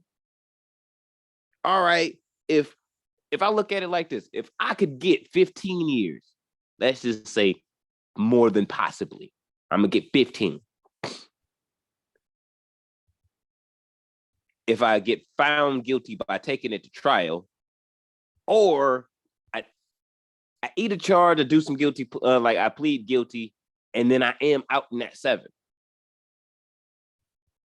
Now it's gonna look fucked up, and then I'm out in 7 years for shooting a chick in the feet. But at least I'm out in 7. Instead of now judge mad because they had to really sit here and go through the whole bitch with me. Jury like, nah, nigga, you gotta go. And yeah, and post that, you and your peoples is acting a whole ass about the verdict when, nigga, you lost. All right. You lost. You mad? Who you mad at? For real, who you mad at? Roc Nation. What you mean who you mad at? Roc Nation. Roc Nation had nothing to do with this. Apparently because, like I said, the lawyers are so good. Apparently because Tory Lanez wouldn't sign to Roc Nation, they went on an all-out assault to tear him down as a man and destroy him. Nobody was signing Tory Lanez to Roc Nation. I'm sorry. That's all factually not true. That is truth.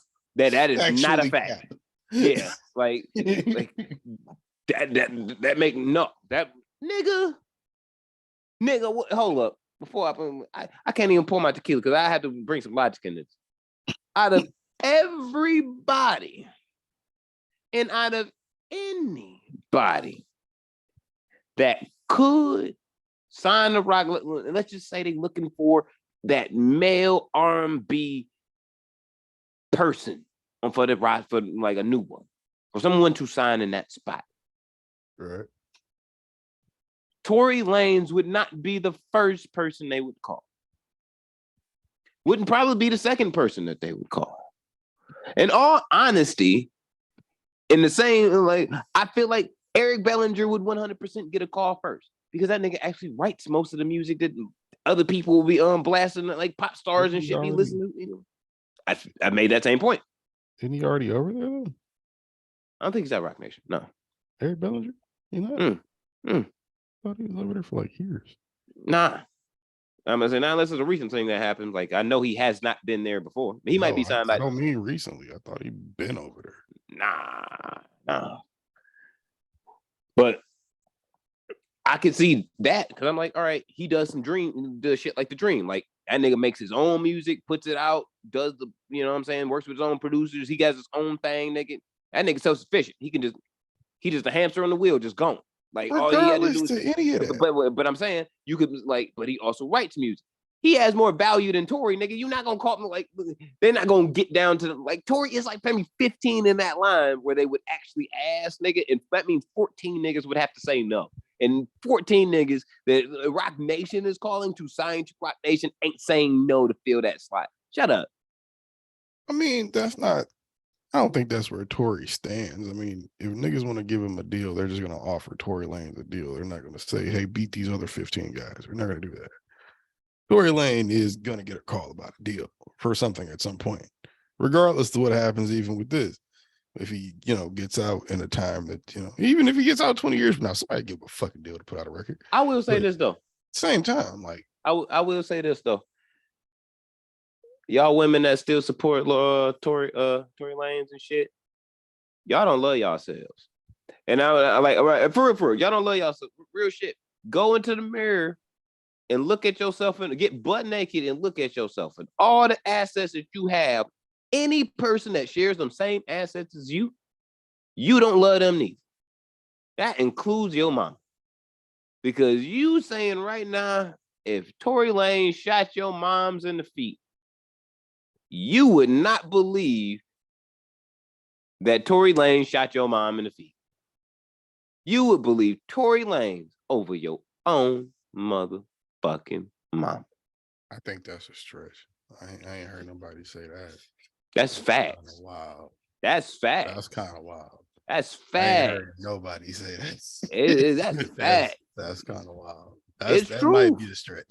It's not. You don't love your mom. Might be a stretch. Nah, like how is it? Because it's like you don't like for real. If I'm an auntie, I could think R. Kelly ain't do it and still love my mama. But here's the thing: it's an undisputed fact that R. Kelly did it. I don't give a fuck whether you believe the nigga did it or not. It's facts now. It has been factually proven and like testified in court and gone through deliberation after deliberation. It is facts now. It is not bullshit. They lied. They lied. Okay. So everybody say they lied. So everybody lying now. Everybody lying all the time. First off, wait. the only reason niggas get off with that is because courts do lie all the fucking time. Yeah, courts do lie. I mean, no one's saying that courts don't lie. That's why niggas get off with that. Y'all, they lied on the nigga. They lying on Kells. They lying on Tory. It's the court lying. Nigga, Tory Lanez ain't nobody had to get him paid Tory off. Lanez Paid off. Tory Lanez ain't nobody to get rid of, nigga. This nigga, like motherfuckers like him, Andrew Tate, Kyrie Irving, these motherfuckers are not Martin Luther King in them. It ain't nobody trying to take these niggas out because they're so powerful. That's why it's hilarious that niggas think that. They are just celebrities, bro. They just people that have money, fam. That is it. And they might be celebrities that like have an incredible craft or creativity or skill. Does not mean when they do some wild shit and they go to prison or found guilty for something or get arrested. Thank you. It does not mean that like, oh, they just trying to get him. Why the fuck would somebody be trying to get Kyrie, huh? That nigga plays basketball. He don't even be fucking with nobody outside of. He don't fuck with his own teammates outside of the sport. All he got to do is not talk to the goddamn media. Yeah. And stop tweeting. He is not Martin Luther King. Kendrick said it best. These niggas are not your savior, bro. Just because you look up to them or you like their videos or you like their music, you like their sport or whatever, they are not your savior. Stop it. Like, I don't know if I was talking to Ant or talking to you when I said this shit off camera, but nigga, I remember saying to somebody, it's funny, like, Tory really would. What am I trying to say? Tory really wouldn't be. I lost my thought. What was it? Tory wouldn't be in this situation if he. No, that's not what it was. He wouldn't be in this situation if it was more believable that he didn't get drunk and shoot her and they got in an argument. The craziest shit about all of this is on the internet is really a section of people that think and believe that it's more plausible that Jay-Z and Beyonce, and Jay-Z specifically owning Roc Nation, called a bunch of people to call a bunch of people to call a bunch of people to pay a bunch of people just to get rid of this nigga because of Meg. That's more believable than this little 4'5" Canadian got drunk, got mad, and pulled the trigger. How? How? How? How? How? How is that more believable? What are you talking about? I don't prescribe to or subscribe to conspiracy theories in most cases. You got to come with me with logic. I would believe some aspects of theories because some things are logical. You can, all right, I could see it, but then it gets out of hand most times than not. The conspiracy that is, mind you, completely in every way unnecessary to pull off against Tory Lanez by Jay-Z and Roc Nation is fucking nuts. I'm telling you right now, nigga. If Jay-Z had lost those 92 bricks in front of 560 State, nigga, that was one of the biggest problems he's ever had to deal with in his motherfucking life, bro. He ain't sweating over Tory Lanez, bro. You know, you know. Matter of fact, we are going to do the math on that. How much was he into it for the plug? And we talking about what did 92 bricks cost in fucking, what was that, 90, what, maybe 94, 93, something like that? I guess maybe when that might have happened. When did he start rapping? He was, I don't know how that goes. I'm gonna put it, let's call it 90. I'm gonna meet it. I don't know. There was 90 a brick, like around like no, I was late saying 1990. I'm gonna say like, yeah, I'm gonna say it was around like 40 a brick for like the late part of the 90s, and it dropped off in price. So we're gonna say we're gonna humble. We're gonna say for the shack for 34,000 a brick. Oh, god damn. Yeah, you get murdered for that. 3.128 million. Yeah, you know what I'm saying? Like, you lost 3.1 million. Yeah, you get murked out by the plug. That was probably one of the Jay-Z's like biggest fucking like worries, like really worries. Like, you probably could see it in his eyes on a certain day. Like, Jay ain't feeling as cool as he normally is. I got something I gotta do. I'm trying not to get the whole family killed. Exactly. It's one of those. He not sweating about Tory Lanez, bro. Tory Lanez, first off, Tory Lanez has nothing to do with this situation. That's what I'm saying. Tory Lanez, like, he not worried about Tory. What I'm saying is, if she got Roc Nation lawyers and shit, which she probably would if she signed a Roc Nation management, then it's like, that's Hove by proxy. That's not Hove directly. Exactly, but he don't have nothing to lose or gain if he wins or loses. So what does it even matter about? That's why I keep bringing up to the point. So they people were mad because Roc Nation has better lawyers than he does. Of course. I mean, I guess if you try to be logical about it, you can say that, but I think the whole thing is completely illogical. So if you try to apply logic to it is completely illogical. But if you break into something that's completely fucking illogical and tell somebody like, this is what you believe in, so you're mad or you believe that the reason why this nigga lost is because the lawyer team that she had was better than the lawyer team that he had, that's called the court of law. Like, just his Zimmerman shouldn't be walking around. His dad that did not stop his Beijing parted hair having dad, no hair having dad, to take his ass out there. It looked like that too in his head. That's how the lineup looked on the park. That's how it looked.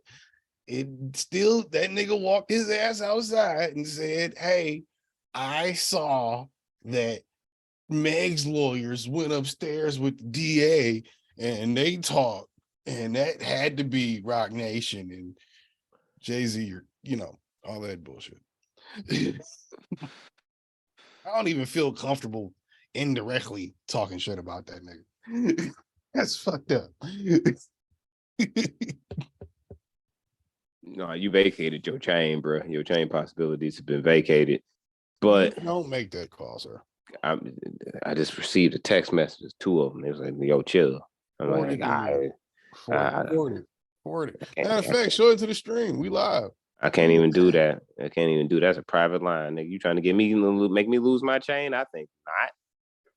I don't believe it. I think not. My chain is spoken for, nigga, and that shit's sparkly. Like, I'm keeping it. No, if you had a private line, we'd be on title.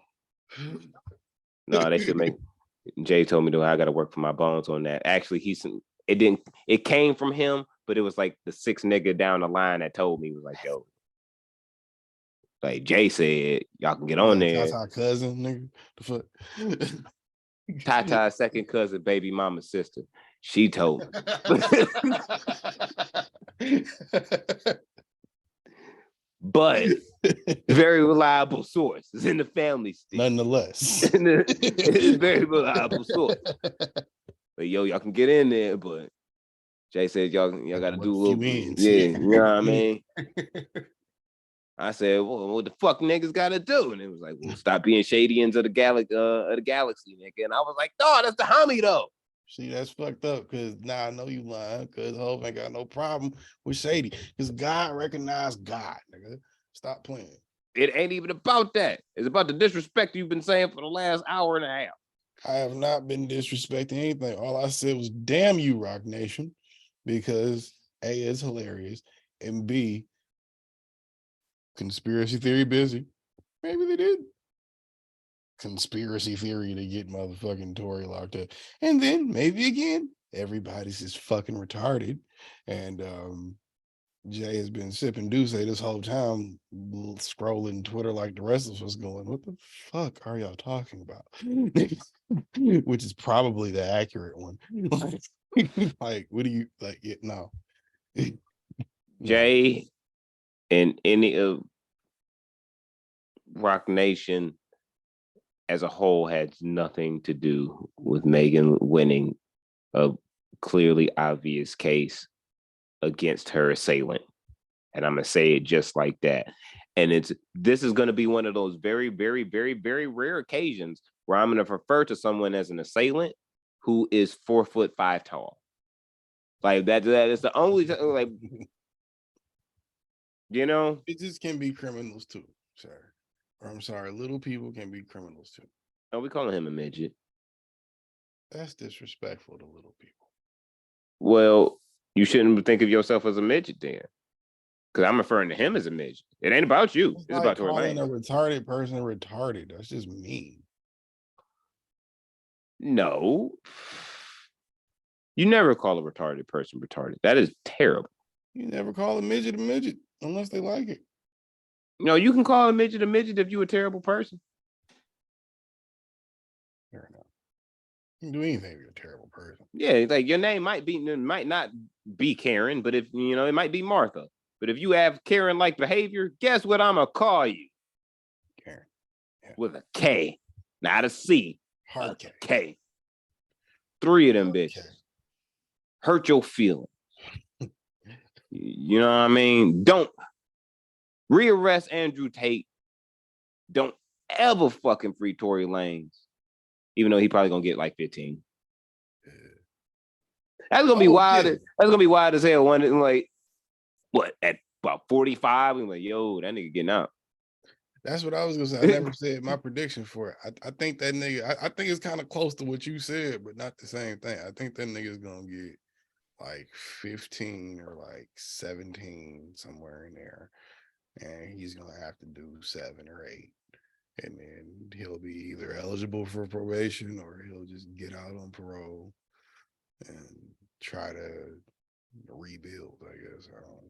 I don't think he's going to get off on no sly, like on no low numbers. Like at least if he got 15, I think he would. He's going to have to at least do 10 to 12. I think he's going to do closer to 10. I don't think he's going to do 10. I think he's going to do close to 10. I think they're going to make him do the 10. Like at the very least, make him do the 10. Only because he is like he committed that crime in the state of California, and being someone that's lived there, nigga, at the time when I lived there, the gun laws was wild, bro. Like I have guns that are like handguns that have 17, 18 plus rounds in them. That's standard clip. Like not even an extension. Nigga, you hear like I could have that same gun in California, but I have to get a special mag ordered because it ain't have no more than 10 rounds inside of the gun at any point in time. That was that time. And that's including inside of the chamber. Yeah. So if I had 11 rounds in my gun, I can get, and I got pulled over with it and shit, I could get a year just for that one fucking bullet. They don't play that game over there with the gun violence and shit. Enough niggas have died over it on each side, everywhere. So they real anal about their gun rule. Like, for real, for real. So to say that you an immigrant, technically, in here, in the state of California, and you shot a woman. You didn't need to. This wasn't about a protection. This wasn't about that set ran down on me, nigga, and I shot back. This was just you being emotional. Yeah, like this was you being emotional. Emotional little bitch. You was really mad than a motherfucker that you found out that the girl that you was crushing on was new out here. On you. Yeah, new out here on her hot girl shit. What the fuck did I say last night? Off air. It was she out here, she on her hot girl shit, and every dude on her timeline prior to her becoming hot girl shit and her career taking off that she was liking pictures of, now she able to fuck them. And now you mad at the fact that you've realized that you weren't the only person on that list that she wanted to fuck. And you feel away and your feelings are hurt and you shot her because she told your dumb ass, like, well, you realize that she not only was fucking two other niggas that you don't like, but she was fucking one of the bitches in the car too at one point in time. I thought they was all fucking together. Whatever. They at least it seemed like the beef was from where I'm reading it. It's just madness and just stupidity any motherfucking way. The fucking part of it really don't make a difference. It's the fact that I don't care what it is. It could be fucking, it could be money, it could be an argument, just a regular ass argument. If you shoot me in the foot because of the argument or the situation, we have a problem. I don't care what else goes from there, how it goes from there, we have a problem. How we handle that is how we handle that. Maybe I shoot you back, maybe I take you to court, but we have a problem. Look, you. If my foot get a bullet, we have a problem. The laws that way is a motherfucker. That's all I'm saying. The laws over there on that western state is a motherfucker when it come down to guns. It's not Texas. But what I'm saying is legally, it would be the one place where you can get caught up for some time. For real, for even having a gun, especially with extra rounds or some shit in it. He had a gun, is an immigrant, and like shot somebody like 2 times that happened to be a woman. He getting a book thrown at him. He gonna have to at least sit down for the 10. I'm expecting just for the 10. And I would not be shocked that if he wasn't immediately deported after his time. Oh yeah, any of that dual citizenship getting revoked. That shit done. You committed a felony, nigga, and you wasn't a citizen. Nigga, you're done. Yeah, this is done. But I'm like, which leads me to also think too, because if you're a felon and from the United States, like that's in your record, you can't go to Canada. Right. You can get a misdemeanor and be fucking banned from Canada. Nigga, I'm still banned from Canada for like 10 years. I can't go to Canada unless it's for work for like another 10 years. I'm freed up. I'm going over there to get some money. I'm freed up now. Like I can definitely go. My thing is because like my shit's all well, my shit was already done and dealt with. It was just the ban, the 7-year ban for an alcohol related charge or a misdemeanor. Yeah, so the original 7 been done. It's the new 10. Yeah. I'm gonna say like my 7 been dealt with. My 7 been dealt with a couple years back. I can go, but if you but here's the thing, which is confusing now. If I'm if you a felon over there, right? Well, you become a felon here, we send you back over there, right? Can you not come back indefinitely? Because in that same sense, I think if you, unless you're like a dual citizen or like you're on like a workers thing, like a lot of niggas is and shit, they from a different country. I think you have a hard time just coming back over. You can't just come back over here to chill. Okay. Because like I feel like that's the only thing that's fair in that sense. Because I'm like, all right, if we saying like, all right, if you a felon over here, you can't get into Canada. If you a felon over there, you shouldn't be able to come over here, nigga. No, you definitely like fuck you all that definitely, bullshit. if you from another country, you definitely, there's some strict regulation to where like if you commit a crime here, you from somewhere else, and then you fucking get deported back over there, you probably can't come back over here either for a long period of time, forever, or there are a lot of stipulations to when, why, and if you can. Nigga, gotta be. I'm pretty sure I've heard that before. Tell you this right now, Mexico will always take you. That's because you can sneak in. They take you and don't even know they took you. Nah, you don't even got to sneak in. You could really be quite obvious with it. Like you, like for real. He still ain't gonna stop you. Yeah, it's like for real. Like you, like yo, you're like shit. We gonna have to get outside and I mean, like we're gonna have to do something. We're in the car and da-da-da-da. Like no, nigga, grab your backpack, get out of the car, get in it. And we like get onto the side, I'm like the sidewalk railings and shit, and you can walk right across, show your ID like you're getting into a club, and walk right into that motherfucker. You don't even need a passport. That's funny. I always felt like that. If everything in my life or everything in life, I would give that advice actually. If anything and everything in your life goes wrong, just go to Mexico. Figure it out there. And if you can't figure it out there for a while, enjoy the vacation, come back and rebuild and figure it out. But you go to Mexico, I feel like, and this is coming from a nigga that's never been to actual Mexico, but beautiful place. I imagine. But at the same time, I imagine if everything went wrong, that's a good place to go and reflect on life. Oh no, it'll humble you. Like it'll humble you, nigga. Like I was saying that because it's poor. I'm not saying that because it's beautiful. I'm not saying it because it's rich. I'm not saying it because it's this, that, or the third. I'm saying it just because that's the vibe I get about the play. No, it will humble you. I'm sure for a fact, because there was the same bar I would go through in Tijuana all the time when I would go over. Same bar. Well, when I lived in San Diego, same bar all the time. Just like I had to stop in there to have a good night. It was like a good luck thing or whatever. I don't know. It was just like I liked that bar. It was shitty. It was Mexican as fuck, and it felt like home. In Mexico. Yeah, but I'm just saying it was like it wasn't like what you would see your local Mexican restaurant like inside of what that bar. Well, it's not one of no, I'm saying it's not that. It is not that at all. It is. I'm talking about you know somebody puked and pissed in the corner. Like it's the grimy part. Like it's the real. It's the real. Home. Yeah. But they had like one side of the fucking bar that like had all like pool tables and shit.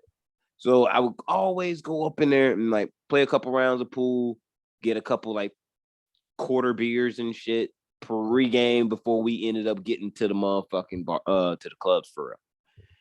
And I'm 100% sure 40% of just the people who like the random ass white guys that were just sitting there just alone. A couple of them they made it. They made it. They made it to salvation. But they not as hard as they was like before when they got to where they are. Yeah, like this ain't like I seen an 11-year-old walking around with a Glock that was bigger than he was, nigga, with no shirt on, nigga. You could see the Glock like right there on the floor, bro. He had to be about 11. How you know he was 11? How you know he wasn't just a little person? That nigga was at least 11 or 9 years old. Like it was in that same range. But he was running down the street in flip-flops. Glock bigger than he is. Running down the street. I'm like, yo. Yeah, gotta make some money somehow, homie. Like I felt it. Yeah, that's true. But I'm just like, yeah, I was like, I felt it, but I'm just like, yeah, nigga, if you did get here robbing some banks and shit, let's just say in Los Angeles or whatever, down the coast until you got to Mexico, yeah, you might have knocked over a couple banks, nigga, but that was a whole ass 9-year-old running around with a Glock 50. You not that hard, like yeah, you yeah, not that hard, son. You really on the run now, for real. Like you got the bag, you made it. It's another level. Yeah, but these it's a different level of hard down there, nigga. Like that's what I'm saying. That's another level, nigga. It's another level you grow up on. Yeah, and you just gotta just play the game and roll with it. That's why I believe there's a certain level of lawlessness where it's like everything can flow smoothly if you just play the game. Well, see, that's the only part of Texas that I think has figured it out. I think Texas has America figured out to a degree. And I say that from what I've heard of Texas. Another thing is the vibe, is everything I hear about it. I've never been, but it's everything I hear about it, and the vibe, the laws that I know of and everything. Seems like one of those places where, nigga, that's America. Walk around with your pistol, everybody know, hey, fuck me if you want, bitch. I might up this bitch on you. Play if you want to. And then motherfucking, you can just go get some good food, chill, work your job, whatever that is, have some land. It's America. I feel like the rest of America, I feel like Texas is also like too strict. So it's like it should adapt. America should adapt as a whole the laws of Texas plus a lot of the liberal shit.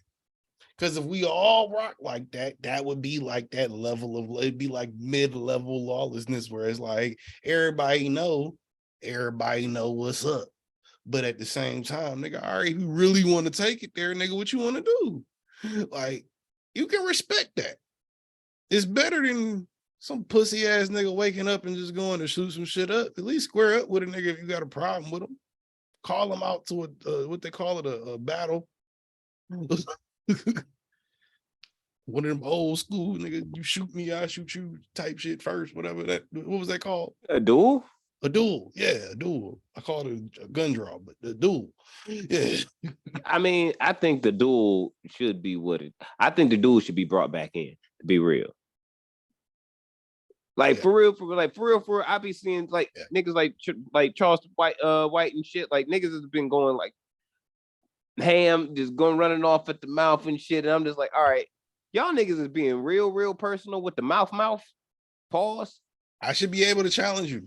Yeah, I should. If it's that real to me, like if I feel like I've been that disrespected, like on like, and for real. Sometimes it's got to be a stipulation to the decline though, because in today's age, if we brought it back, how do you decline? If you accept gang, nigga, let's go, pull it. How do you decline in 2023? If you decline, you have to decline to a lower level of dueling. Because the first duel automatically, in my opinion, should be an acceptable duel amongst men or women. And like everybody don't want to take it straight to guns. What I'm saying, yeah, but that's what I'm saying. The first option should be straight to guns if it's that real. If you feel like if it's like family, yeah. If it's real, that should be the first one. But if it's like decline that duel, the next level gotta be all hands. And when I mean all hands, I'm like we squaring up, bare knuckle in a ring, and somebody gotta walk out of this ring in the grass, bitch, in the dirt. No, we in the desert, bitch. No, you can find a ring anywhere. Like you can find like nigga, there's MMA rings. There's boxing. There's boxing gyms. You can get that easy. Yeah, you can get one of those easy. You can just call get the manager and be like, "Yo, nigga, I got to square. Like, I know you close at 10, but we got to fight to the death, or like a real fight to like real impairment." Yo, fuck the purge. We should bring back the dude. Yo, we on to something with this. This real shit. This life-changing shit right now. We gonna bring in them 2023 on a new change, new wave. You know what I'm saying? New rules. Like, but it's an impairment. Can we get your gym just one ring at 1 a.m.? We'll pay you for it. That nigga ain't gonna say like not no. Not unless, you know what I'm saying, end of the new step. Well, so, it would be up rules then. Do you want somebody to die or fucking place of business. Do you? In my opinion, if it's about all fists, activity? If it's about all fists or actually scrapping over it, nigga, I feel like shit. That's old to certain people. Because it's like if you beat somebody to death with your bare hands, your beating body. somebody ass and beating them to death is two different things. Yeah, but that's what I'm saying. If you beat somebody to death, you already had beat their ass maybe 10, 15 punches ago. You decided, like, either subliminally or on purpose to keep going until you beat him to death. You could just impair the nigga and fuck him up and just get up and just walk off like, you got yours. Period. You know you got yours. Boom. And let it be that. That's what I'm saying. The second level is kind of still up in the air. But you know the first duel. So what's the third? A slap fight? No, there is no third, nigga. You can't decline after that. Yeah, that's what I'm saying. It's gotta be. It's gotta be something because not everybody willing to shoot, not everybody willing to fight. I would say, all right, pick your fighter. If you cannot fight for whatever reason, oh shit, my kidney, I got cholesterol and da. All right, nigga, you all right, but you popping my head off at the mouth. All right, cool, bam, that's good. Send your son out here. That's some slave shit. Yeah, no, you can't do that. No, I'm just saying, like, send your son out here. Get your brother out here. Somebody that you love, that you willing to like to possibly die over your bullshit for. That's a completely different element to your personal issue with a nigga. It is, but but in the same sense, there's that same person who I'm willing to fight in placement of you would be mad pissed after it. Like if you went into the ring knowing you got a bad kidney or high cholesterol, and I beat the shit out of you in 2 minutes and cripple you, that nigga's gonna be real fucking mad or whatever. He gonna want to fight me too. Yeah. So either way, he can get knocked. That's up to him. But and if he love you that much and he would feel that way, he should stand for you.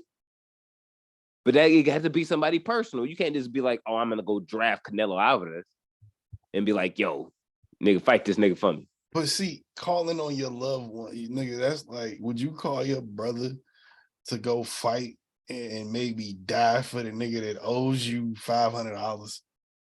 Nope, but First off, your brother gonna be like, nigga, that's your problem for one. Yeah, but that's what I'm saying. Like your first two options. If you're physically unable, then you just forfeit. Your first two options. Your first two. Nigga, if you can't physically fight them. That's what I'm saying. But your first two options. Option one is your real like bang bang duel. Your option two is by hands.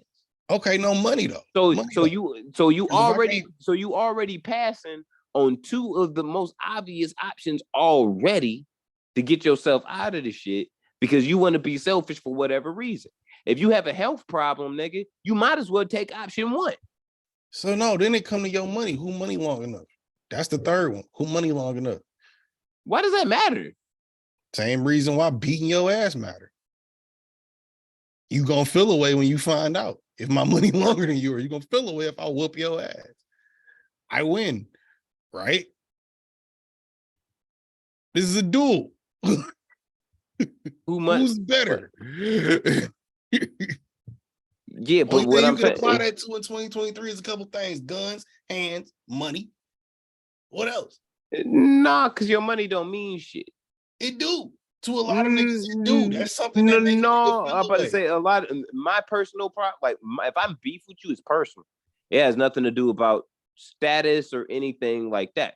It's who you are. Personal beefs, that's what that is, bro.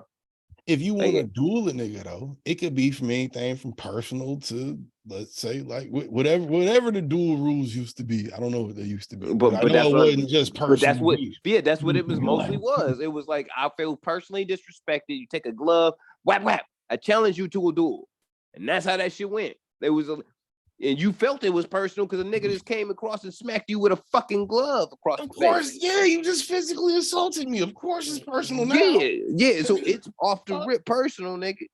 Like it's there now. We are here. I didn't even now. know you had a problem with me. I just said some shit. You ain't like it. And then you, why? Bitch. Why do you even have a glove on you like that? To just slap a nigga with the glove. Slap me with your hand. Be a man. You don't slap me with a glove and ask me to shoot you. At least slap me with your hand so I can be mad about it, nigga.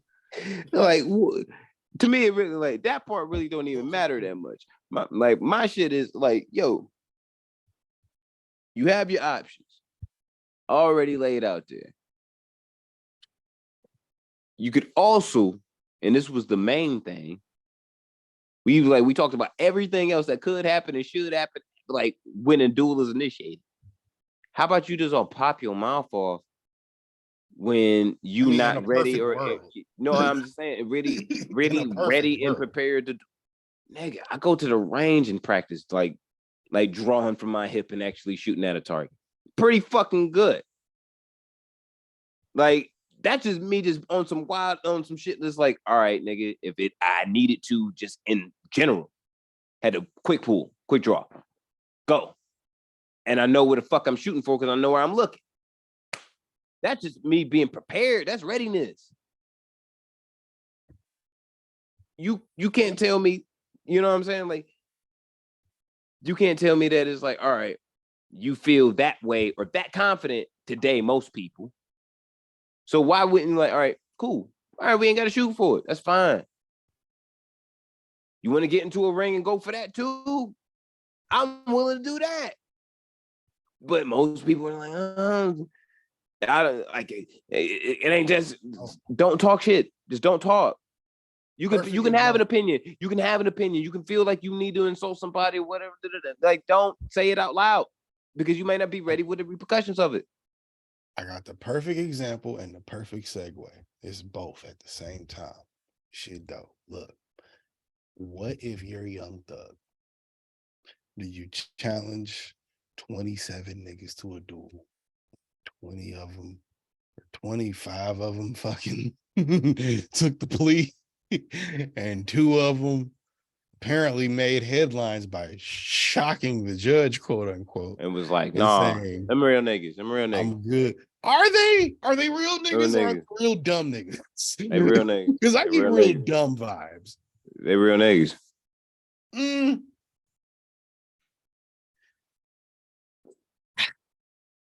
You know the shit that blew my mind. Like you know what you did, you know what you were a part of. You're not just gonna snitch a couple niggas out because that's who they want and walk away just scared and like shit free and just be like 25 other people did. Yours only matters for you. They're trying to help you out in that sense. So you want to die gang, or do you want to go home? That's the option. That's literally the option they gave him. That's what I was gonna say. The shit that blew my mind. One of the niggas that apparently allegedly did one of the hits got 15 years probation. They know he pulled it, or allegedly know he pulled it. 15 years probation plea deal to just be like, nah, Jeffrey hired me. That's fucked up. That's fucked up. So to the duel analogy, if I'm Thug, how do I duel 27 niggas? 25 niggas, 26 niggas. Everybody wants to put it on me except 2 niggas who them niggas probably didn't. He probably didn't even know they was gang like that. No, I take the duels. And the reason why I would take the duels is regardless, if I lose, I'm gonna die either way. Yeah, I would say if I lose a duel, I die. And if I'm convicted, which is looking like everybody and their mama snitch. Everybody told on him. Yeah. Everybody. Like, yeah, I'm going to prison forever. Fuck all that is gonna snitch or not. He's 6'9", bro. He is 2022 6'9". Yeah. 6'9" still 6'9", but he snitch. You can't not snitch when they give. It's you, me, George, and 20 other niggas. Me, you, and George are the main captives, and them 17 other, or them 20 other niggas out of 23 people snitch on all of us to go home. We're done. We're done. We're done. There's no way around it. We're done. We could hire the best lawyers in the world. We could resurrect motherfucking Johnny Cochran. We still going for something. Oh no, nigga. I'm gonna keep it a bean with you, bro. I'm Heisenberg at that point. Everybody getting killed. Yeah, that's why Thug ain't getting no bail, because they thought that's what he was gonna do. It was like anybody to tell, he probably gonna get him killed. That's literally why they kept him locked up and away from niggas. If and you then that they type, offered everybody plea deals. If you that deep in gang, you done hire some out of town shooters, bro. You can hire them same out of town shooters, bro. But like, yeah, like, nah. Because I know, but one thing I'm saying is, like, if I know we cook, I'm not gonna act like we not. I'm not going like on some shit like that. But I've said on this podcast before, and I'm gonna say it time and time again, standing on my integrity and how I feel about my peace of mind alone. I couldn't snitch ever and feel comfortable with it. Because does that I don't determine like your level of gang, or does that mean just because you're gang? Because that's a difference. Both, because if I'm investing myself within it, I'm not going to not be invested in gang. You can invest yourself in it and still separate yourself from it to some degree. To some degree, but if I know I'm in. Like, I'm not posing on it. You know what I mean? Like, I'm here for a reason. Niggas say otherwise. Exactly, they do. but I'm saying, like, you're not standing on the same shit that I'm standing on, but also is about the way I want to. Like, if I couldn't live with myself knowing, like, oh shit, if I want to go to Meyer and shit with my daughter, I gotta constantly look at everybody. Exactly. You feel me? Because I don't know who might see me first. Right. Like, somebody that's close to me would know, like, nah, you can't send no hit shooter like after Jose Ortega. Like, he gonna see a white boy coming at him. Like, he gonna see that nigga from a mile away. You gotta send somebody, right? You gotta send a soccer mom, or like real shit. You gotta send some chick that's 4'10" and adorable at this nigga. Mm-hmm. And like somebody, like it had to be a woman shooter or some shit. Like, it would have to be some close, like, so I could get in close. You know what I mean? It like, who knows? And that could be anywhere. And I'm looking at least lead you to it, right? And I'm with my kid. You know what I mean? So that person might just see me and be like, "Oh, fuck this bitch, dog. I could just spray this nigga one time and get out of the door before I get out, for anything happen." And I could be looking one way, person be on the other side. Drop. And right out the fucking door. And my kid just saw that happen to me. You know what I mean? Like, I don't want to live like that. You just reminded me. You want to know something wild? Like, no bullshit. And this has nothing to do with anything. But I had a really weird dream last night. And a part of it, like, Post Malone was in it. My granddad was in it. Stop eating hoagies before you go to sleep. I don't. That's the thing. I don't. If I did, I get it. I don't. But nigga, it was a lot of bullshit. But anyway, you know the guy that runs that YouTube channel, the mob guy? I forget his name. He just Michael had Sammy Bull on there. Yeah, he was in it. Yeah, but he died, and I'm like, oh, I literally in dream. It was like I saw it. It was like I saw it on the internet in the dream. So like I had to wake up and check, be like, did this nigga die? Like, but in the dream, it was like a hit got carried out on the nigga. And he got hit because he been talking too fucking much. It was like it was a loose end of the dream. Like, it was just like something I just saw in passing in the dream. And I was like, what the fuck? But then it was like, that makes sense. He'd be talking too fucking much. But it was like that happened in the dream. And I was like, why? It's fucking weird. Off subject, but this is a weird thing that happened last night in my dream. You not gang for real. That's crazy. I thought that shit was wild as fuck because it was just like I was just scrolling through and it was like R.I.P. and it was like I heard something about it. It was like nigga got hit up because he was talking too much. And I was like, yeah, that makes sense. At this point, I think even now, most of the like the OG. This is why certain people. Like, why was that in my dream? That's weird. Wait, this is what I would say real fast. The difference between Latinos and Italians. Oh yeah. One thing. There's a difference between us. And the difference is a Latino will never let that beef die.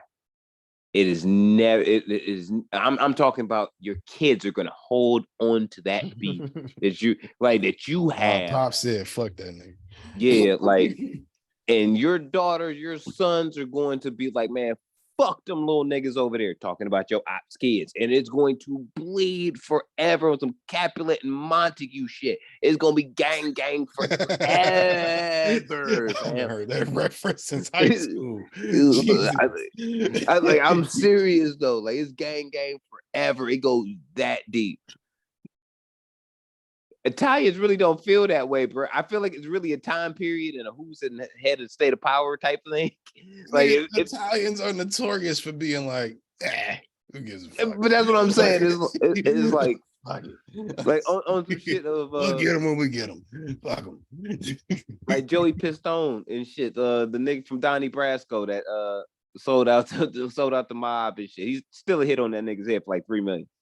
And it's like, yo, I was surprised Sammy the Bull was still alive. I'm like, hey, how, nigga? I watched that whole interview. I've seen half so far. I watch all Michael Francesi shit. Like, I fuck with dude, bro. Like, I be watching it all. And I haven't watched it recently, which was like weird again that it was even in the dream at all. Like, I fuck with all his shit because he keep it a bean, and he actually be like he know his shit. Like, he don't snitch, he was but he know his shit. Yeah, he don't snitch, but he know his shit. That nigga know how to say just enough without saying too much. Almost. Exactly. And then and when he get to a point where it's like, shit, like I need to draw back.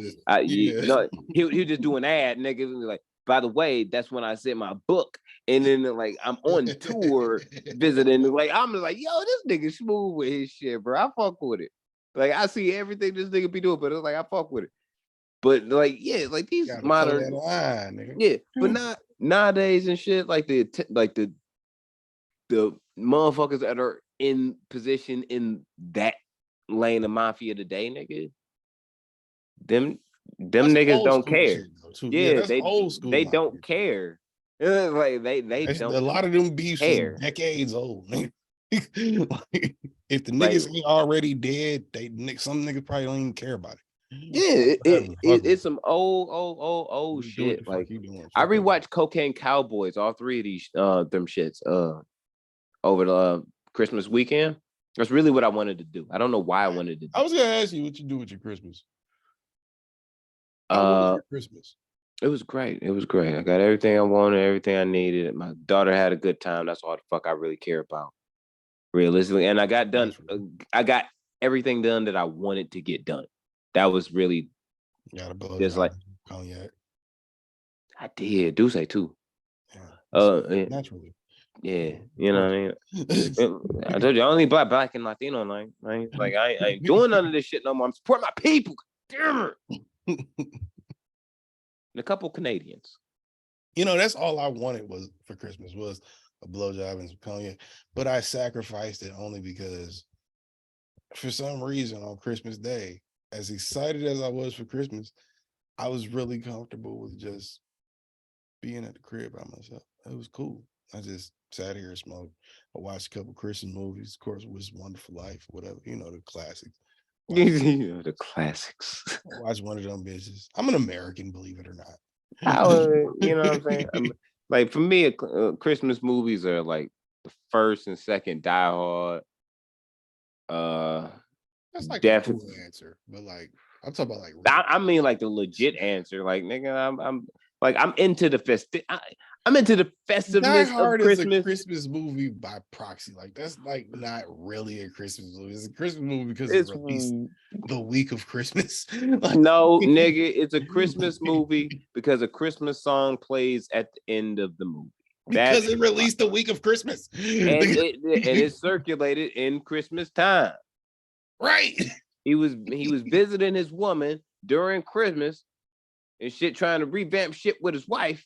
That's when Bruce Willis had hair. R.I.P. Bruce Willis' career, man. Bruce Willis was a great fucking actor, bro. And I say was because he's literally too far gone to act anymore. Like he's done. I think he's retiring after He's retired. like, officially. Yeah, he's retired. It's to the point now he has to like read cue cards because it's whatever that degenerative disease he got in his head, he literally can't like can't remember shit. And shit. Like he has to read his lines off cue cards. Like he's done. But that nigga is a legend, bro. Shout out to Bruce Willis. R.I.P. his career. Man, that shit hurt my soul, bro. And I don't mean that in a bad way. I mean, nigga, you had a fucking amazing run. And that's really fucked up that your brain is fucked up like that. The Fifth Element is still one of the greatest movies ever. Dog, that shit can come on anytime. I'm gonna watch at least a little bit of it. Yeah. And like as I've grown older, it's like I realized like how shitty the fucking production is and every little thing like that. And I'm just like, this shit's still hard. This shit's still hard, bro. That movie was one of my favorites as a kid, nigga. I watched Bruce that shit Willis was a dope nigga, man. I watched that shit with a little white bitch from Texas when I was in Cali and shit. You're like, what the fuck is this? I'm like, it's one of the great.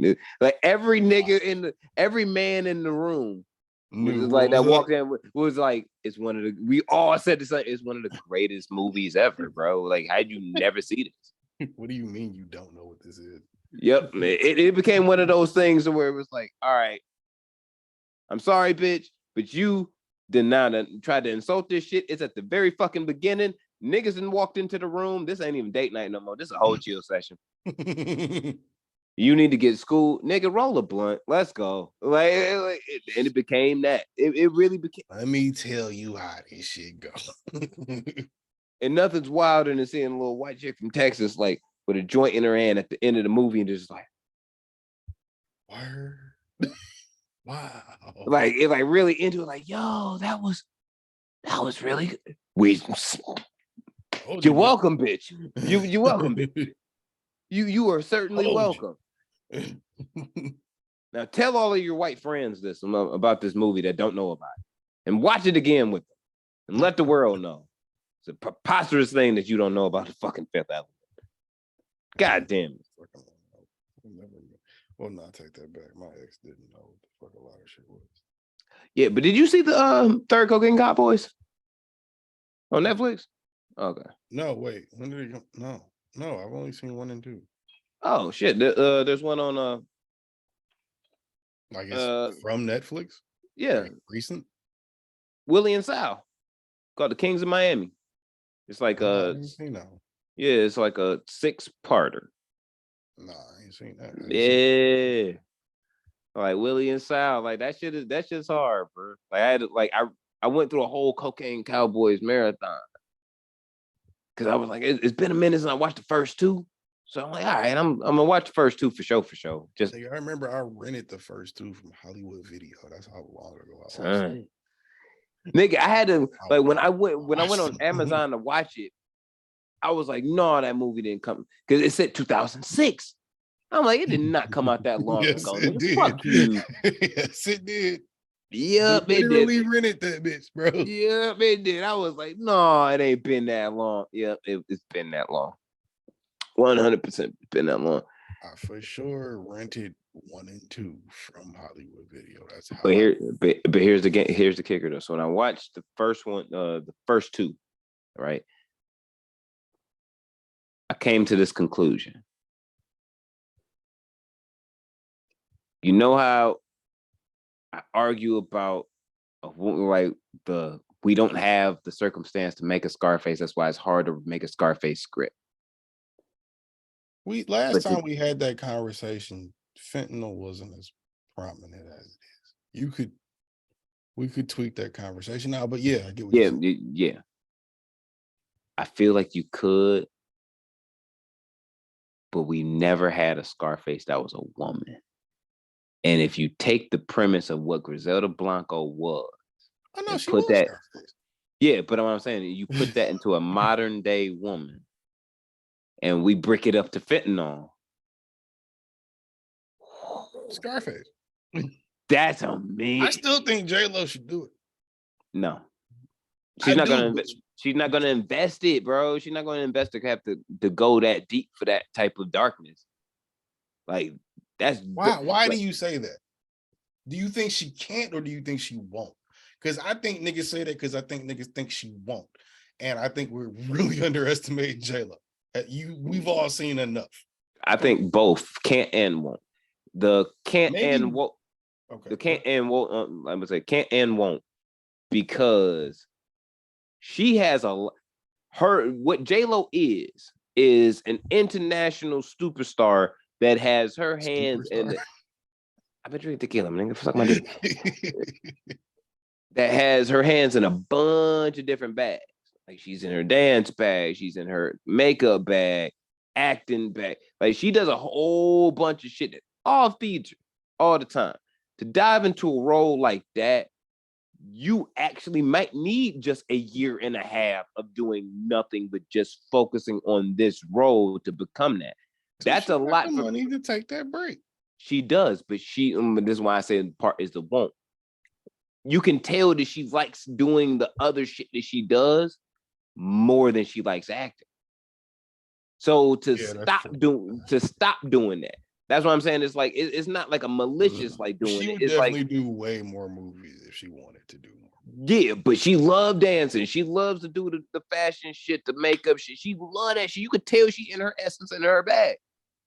Yeah, that's just another bag. Like some people would love to see her play that role or try to really gun for the Oscar on the bitch, but she don't have that inner to do that. I'm not like I really would want to see somebody that's a no name do it. That's what I would want to say. I would want. And reason why I'm saying no name like is because you wouldn't have an expectation for what the character could or would be or could become. I think though, and this may be a little misogynistic, but I think that if a woman is playing Scarface, you do have a idea. When you hear that idea for the movie, you have an idea of what that version of Scarface might look like. And it screams bad bitch. So yeah, J-Lo is one of the ones popping your mind. Cardi B might be one of the ones popping your mind, even though she's not an actor. She could probably do that. People, you know what I'm saying, that you could see playing a role like that it wouldn't be hard to do. A no name, I feel like, is cool. You can find a baddie. What? Why, bitch? Why? Why? What are you talking about? Why? Why is the recording stopped? I don't want to have to download this off of fucking Twitch. You fucking whore.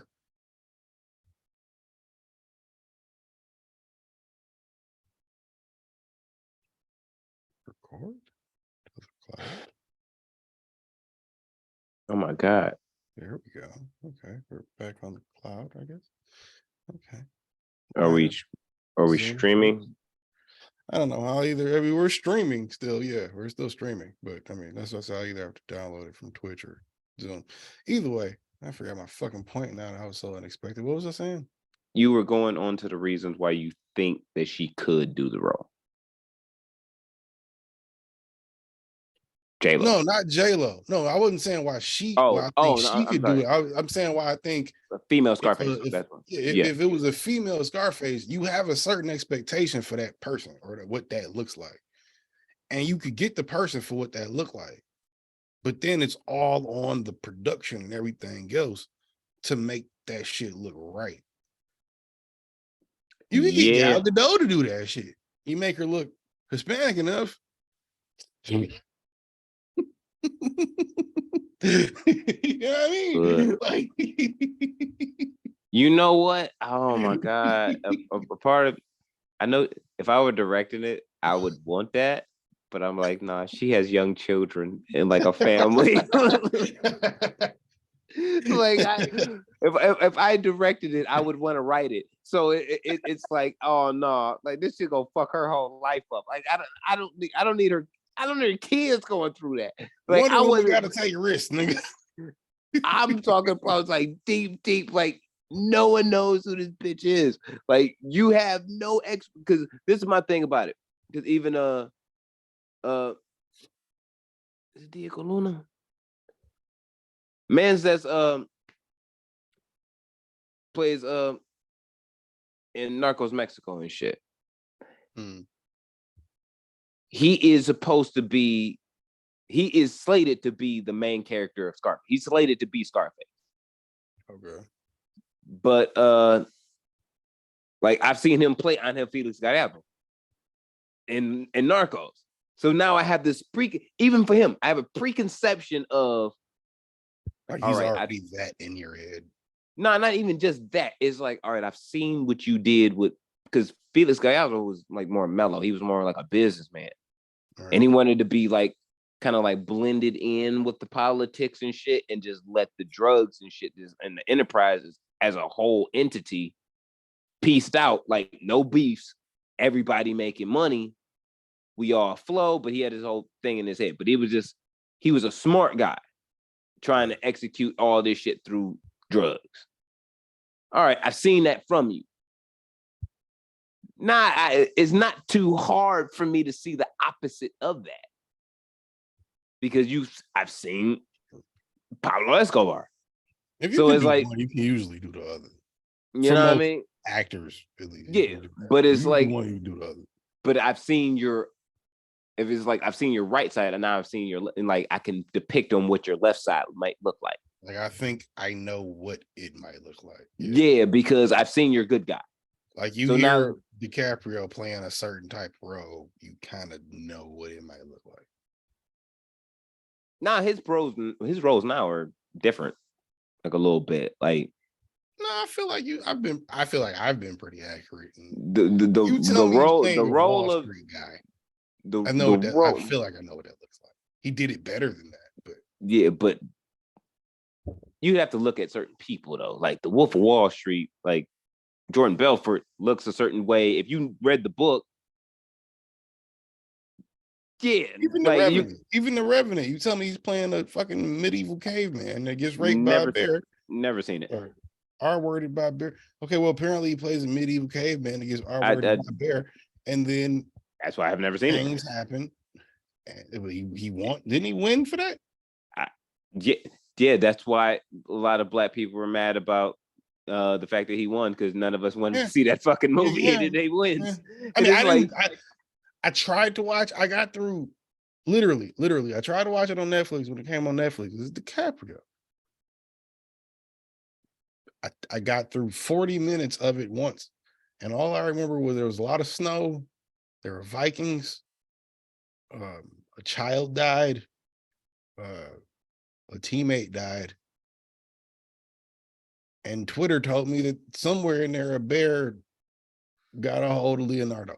So with that being said, and made sweet love. When you tell me he's playing a medieval caveman, I go, okay, well, yeah, I kind of figure what that looks like. Then you see the scruffy beard, long hair, you go, yeah. But see, none of the roles that he has done has ever been the same. Like on God, on some real shit. Yeah, on God, I really like his role in Once Upon a Time in Hollywood. I'm just not a fan of the movie. That movie is fucking amazing. And niggas be that movie is it's just a slow burn, bro. But that movie it's a slow burn. It's a slow burn. It's definitely not one of my favorite Quentin Tarantino movies. It's a great movie. I'm gonna say if great. You compare it to Quentin movies, or you compare it to I'm comparing it to Quentin movies. That's what he did. I think if you compare it to Quentin movies, or if you compare it to movies that you expect to be moving at a certain pace, you're not gonna watch that movie and like it. But if you just want to see a movie, literally, if you just want to see, you got to be hip to a the pop movie, culture too. Like you got to know who Sharon Tate is and Charles Manson and understand that. Like Bruce Lee was in the fucking movie, or like the character of Bruce Lee. Come on, bro. I feel like I mean this. I feel like that's one of those movies you could be an alien, nigga, come from space, you throw on Once Upon a Time in Hollywood, and niggas gonna be enthralled with whatever you give them. You ain't gotta know the imaginary world that Quentin Tarantino is trying to depict to really fall into the movie. Not fall in love with the movie, but fall into the movie. I get what you're saying. It's not that good. You kind of boosting. Like you kind of boosting. The end of it makes up for the slow burn. You right. When the nigga came out and burned the bitch with the fucking flamethrower in the pool, I was like, yeah. At that point, you're like, I was in that bitch. I was in that bitch. But I'm hip. I was hip to all the pop culture into the movie. So it's like most people were. Yeah, like I'm with the shit of the whole genre. But if we're gonna keep it a bean, and this is the one thing, this is the one time I can say something that I feel that is critical, but actually true about a Quentin Tarantino movie. Because I'm a fan, like I'm a super fan. The movie has no plot whatsoever. Like it has no plot. That's why I say it's a good movie.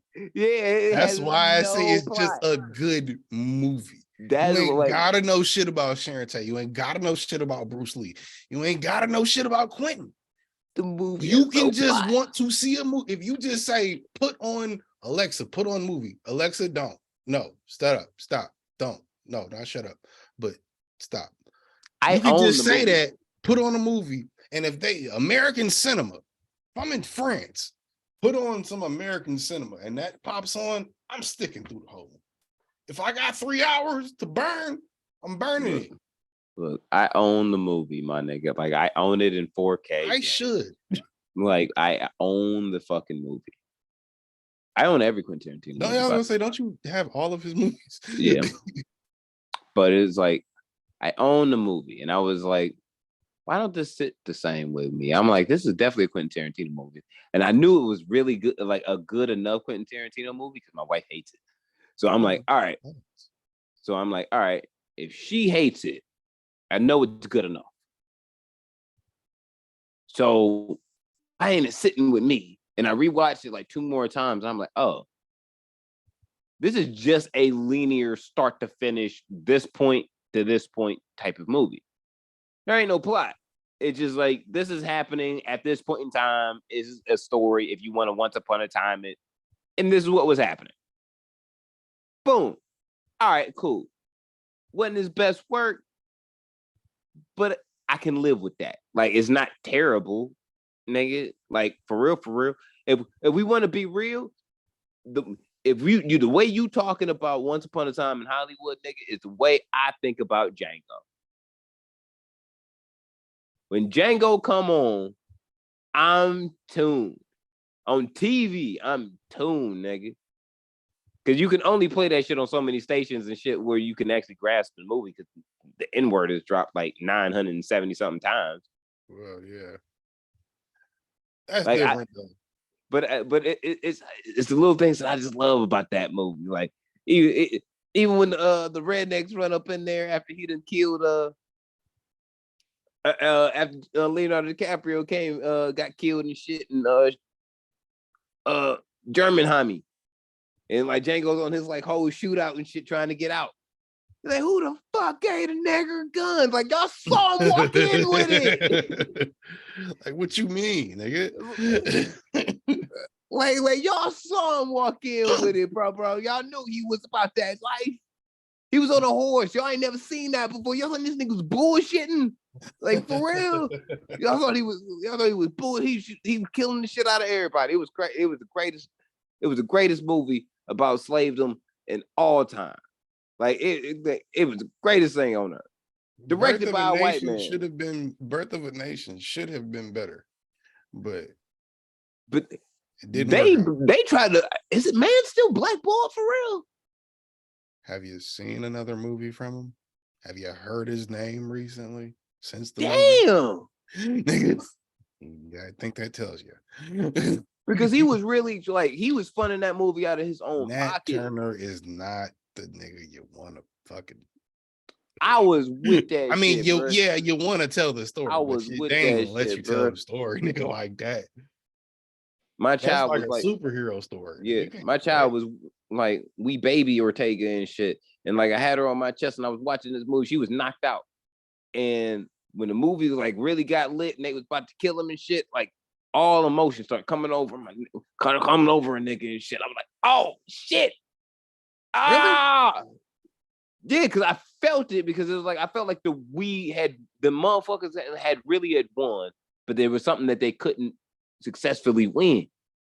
Nigga, Because I it was felt like that shit was watered down like a motherfucker. When it got to that scene, I was like, really? No, you know And it what just happens.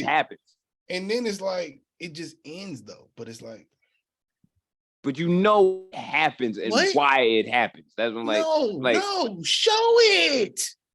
Especially if you're gonna blackball this nigga, let him show it. No, they blackballed him for a lot of different reasons. They put this nigga on what the fuck, like he what he like sexually assault a bitch or like I was he gonna hit a say I bitch or think he something. had some shit like that too.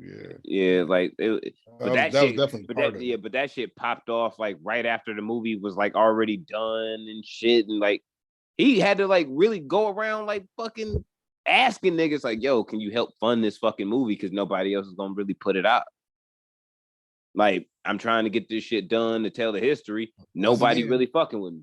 Once again, blame Roc Nation. You didn't see Hove fund that movie, did you? See that? Blame Roc Nation.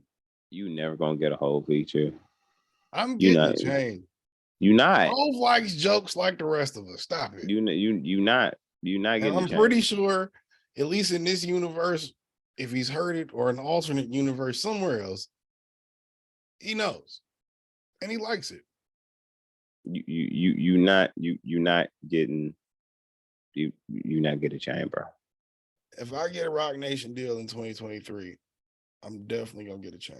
And if I get a chain, well, no, maybe not the first year, but I'll be in the running for one.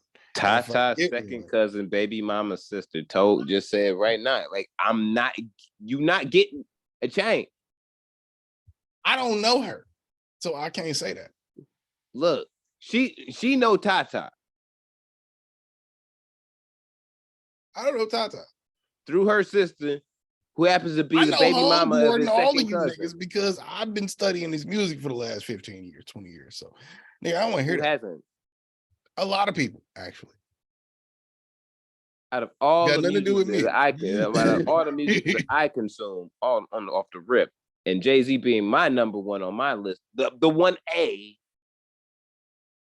1B is no shame. 1B is still one. 1B to 1A just mean one nigga kind of puts words better together than you. And that's a fact. He killed him on his own song. Anyway. You ain't never getting a chance. She just texted Renegade. You ain't never getting a chain, nigga. You won't even be able. Blue won't even give you a motherfucking like one of them candy chains, nigga, that you could bite off of. Like Blue said, no. Fuck Blue. Oh, see, nah, you ain't getting shit. You keep fucking yourself. You keep fucking yourself. Look at you now. Look at you now. I'm just saying. I feel like none of these niggas are in control of what Hove does or says. If Hove like it, all you niggas better like it. If not, you might be fired. If Nori see this, you know he's snitching. If Nori see this, he just gonna call us on to the podcast and ask us why we fucking feel like that. And then that's gonna end up being a I'm gonna say you feel like that. Like I've been saying this whole time, you feel like that. I am just stating an opinion that may or may not be a fact. And if we go on Drink Champs together and end up having to answer these questions for Nori, that's just gonna turn into a competitive thing that Nori don't want to get into, because obviously just because he got more episodes and guests does not mean that they make better content than us. Tata is gonna bring out my Roc Nation chain at that interview, and then I'm gonna put it on, and I'm gonna look at you, and I'm gonna get up, and I'm gonna walk away.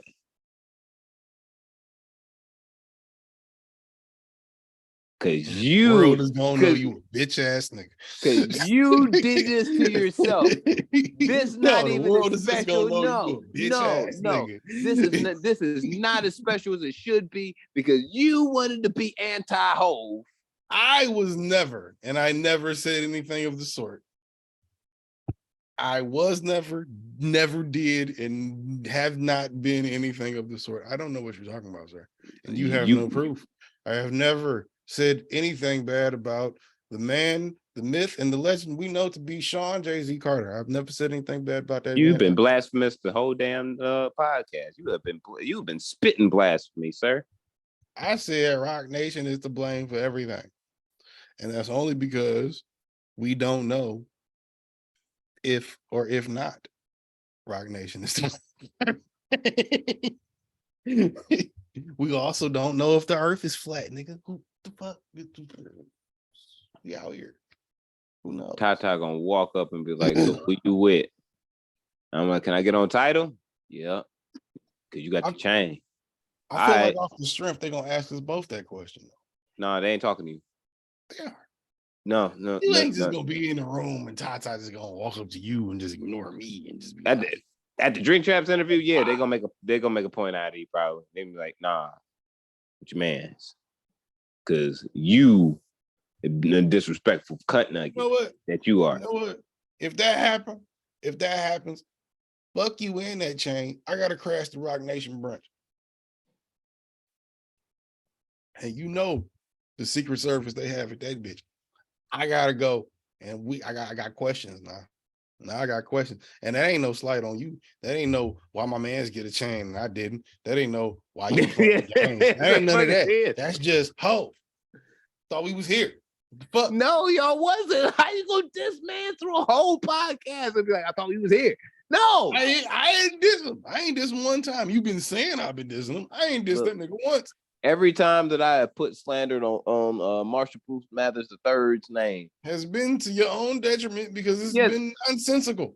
It's definitely sensical, but it's been wrong with anything Marshall Bruce Mathers has ever done. Every time I mention off white people, is every time I mention that too. That has a lot to do with it. But every time I mention it to him, is it not? A white man pissing off white people for the sake of hip hop culture. That's about as black as you can get if you white. I don't know about that. But he's been moving down lower as time has gone on. And Excuse me. Huh? And, yes, in my personal 5. On where? What? Nas is better. You smoking crack, ain't you? You gotta stop, dog. I got the number to rehab. This is Oakland County. You can get it too, bro. We can get you. Nope. Nas has better rhymes than Eminem in 2022. 2020. Make better music too.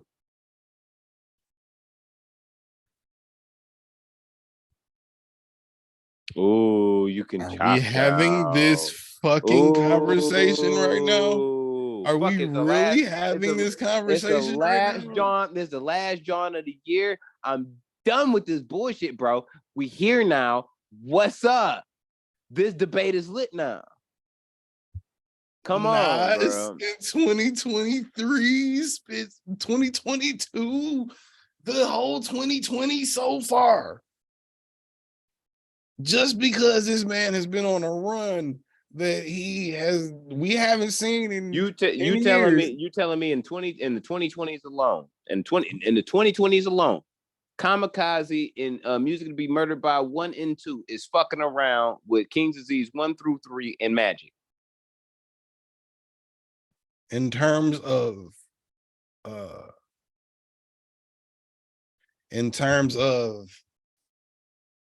project, no. It's better. Better put together project. I'll give you that. Lyric for lyric, bar for bar, go fuck yourself. You don't Go make fuck yourself. No. Marshall don't Fuck. make better music than Nasir. Stop it. Better though. Oh, you can rap real fast. Ooh. I'm not talking about no fast rap. That's everybody knows fast rap is a gimmick. Stop playing. Like, ooh, you got a little. I'm talking about these punchline. syllables and these compounds, these back and forth, these double entendres and triple entendres that we all hear when Hov says them for some reason, but it just flies over your fucking head when the white boy says it for some reason. That's wild. It's fucking crazy to me. That is the most anti-racist shit. What do you mean? He's gonna be like, yo, so you gonna say fuck the white boy, but fuck with your niggas. So I'm like, what? Yes, of course. No, I'm not saying that. I'm just saying the white boy puts words together better than everybody else. Look, don't he don't make better music than none of them niggas though. I don't care. Like, I do not care what you own. Like on that shit. Like that. When like, you say really, better music, when you say better music, when you say better music, Rick Rubin was right. Rick Rubin was right. Your man's pick shitty beats, bruh. And yeah, he just rapped really, really well. Okay, we know what that you rap. What did Rick Rubin say? Eminem picks shitty beats but raps really well. He said he's talking about Berserk, which everybody knows was a shitty beat, and to this day wonders why the fuck he did the record. He said that shit years ago. Yeah, like years. Berserk. Berserk was 08. No, it was not. Berserk? No, it was not, nigga. No, it was 13. That was 2013. It was 13. Yeah. But I'm saying decade ago. But he said that shit before that, nigga. He was like, Eminem could be the greatest of all time. He just picked shitty beats. Eminem is the greatest of all time, and niggas he has picked shitty beats, like a lot of niggas. What bar for bar, nobody is fucking with this nigga. Why do we keep having this conversation? Like the man that goes to the studio for 10 hours a day, every fucking day, does not then why don't you make better more music? Time on words and words better. Then why don't you make better music?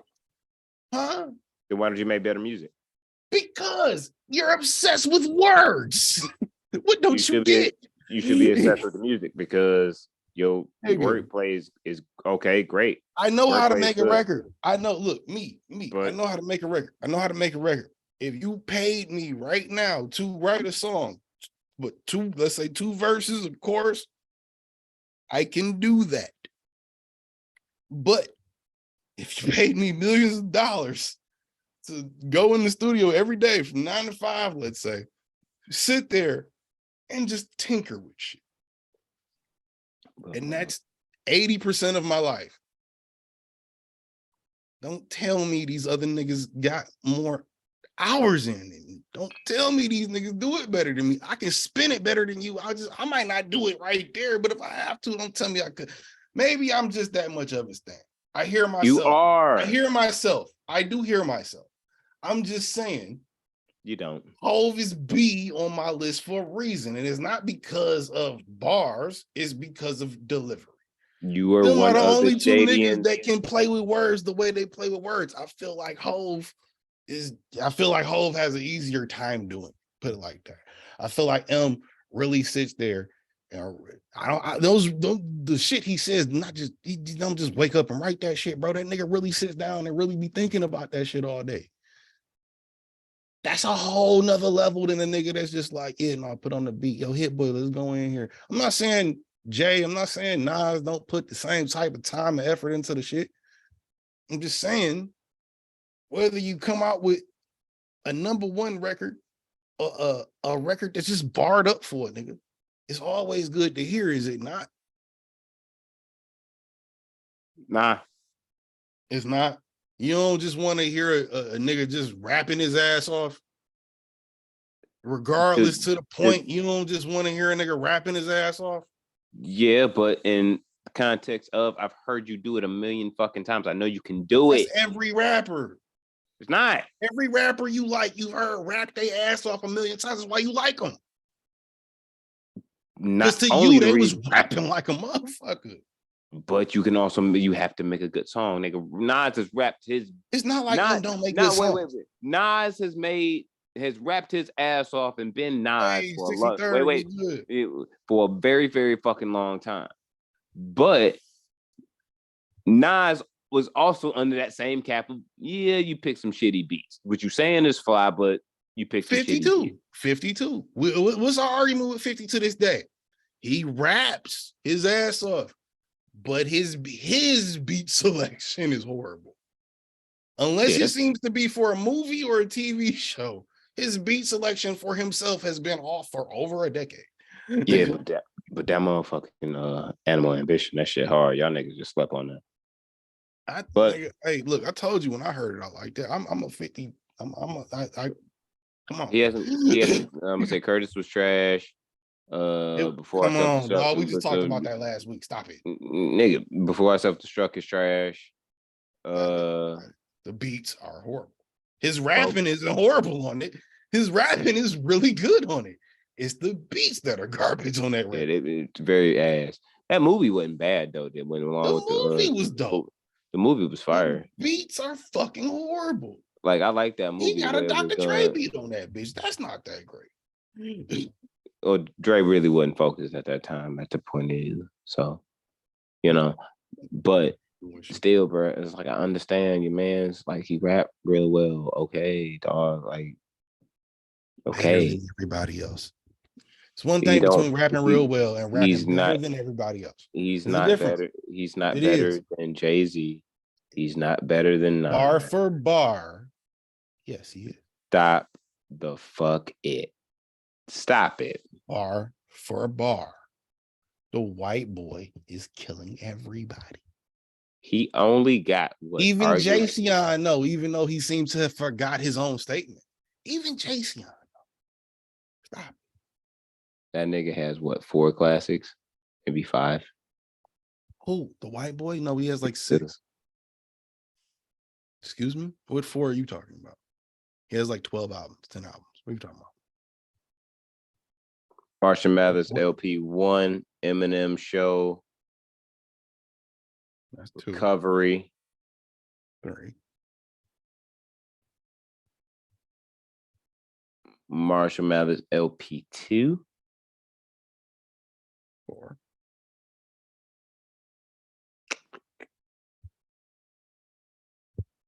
And that's just where you clock out, huh? Yep, that's it. I can't call Kamikaze one. I don't call Kamikaze a classic. I would say I like the rapping he did on it, but I just can't call it one. You know what I do call classic? Music Be Murdered by 2. So that's nasty. 5. You disgusting. Can't even do that. Can't do it. 2. Can't do it. Is not okay. Wait, which one? Okay, well, this is an important question I have to ask if we're gonna have this conversation.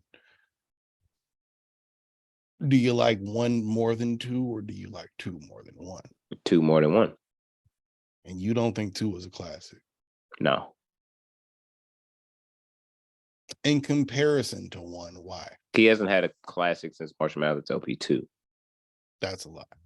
That's straight facts. No, this is the most recent classic. I'm still playing it. You a stan. Nobody else not playing that shit. So we're like 30 million other people. There's 30 million Stanleys too.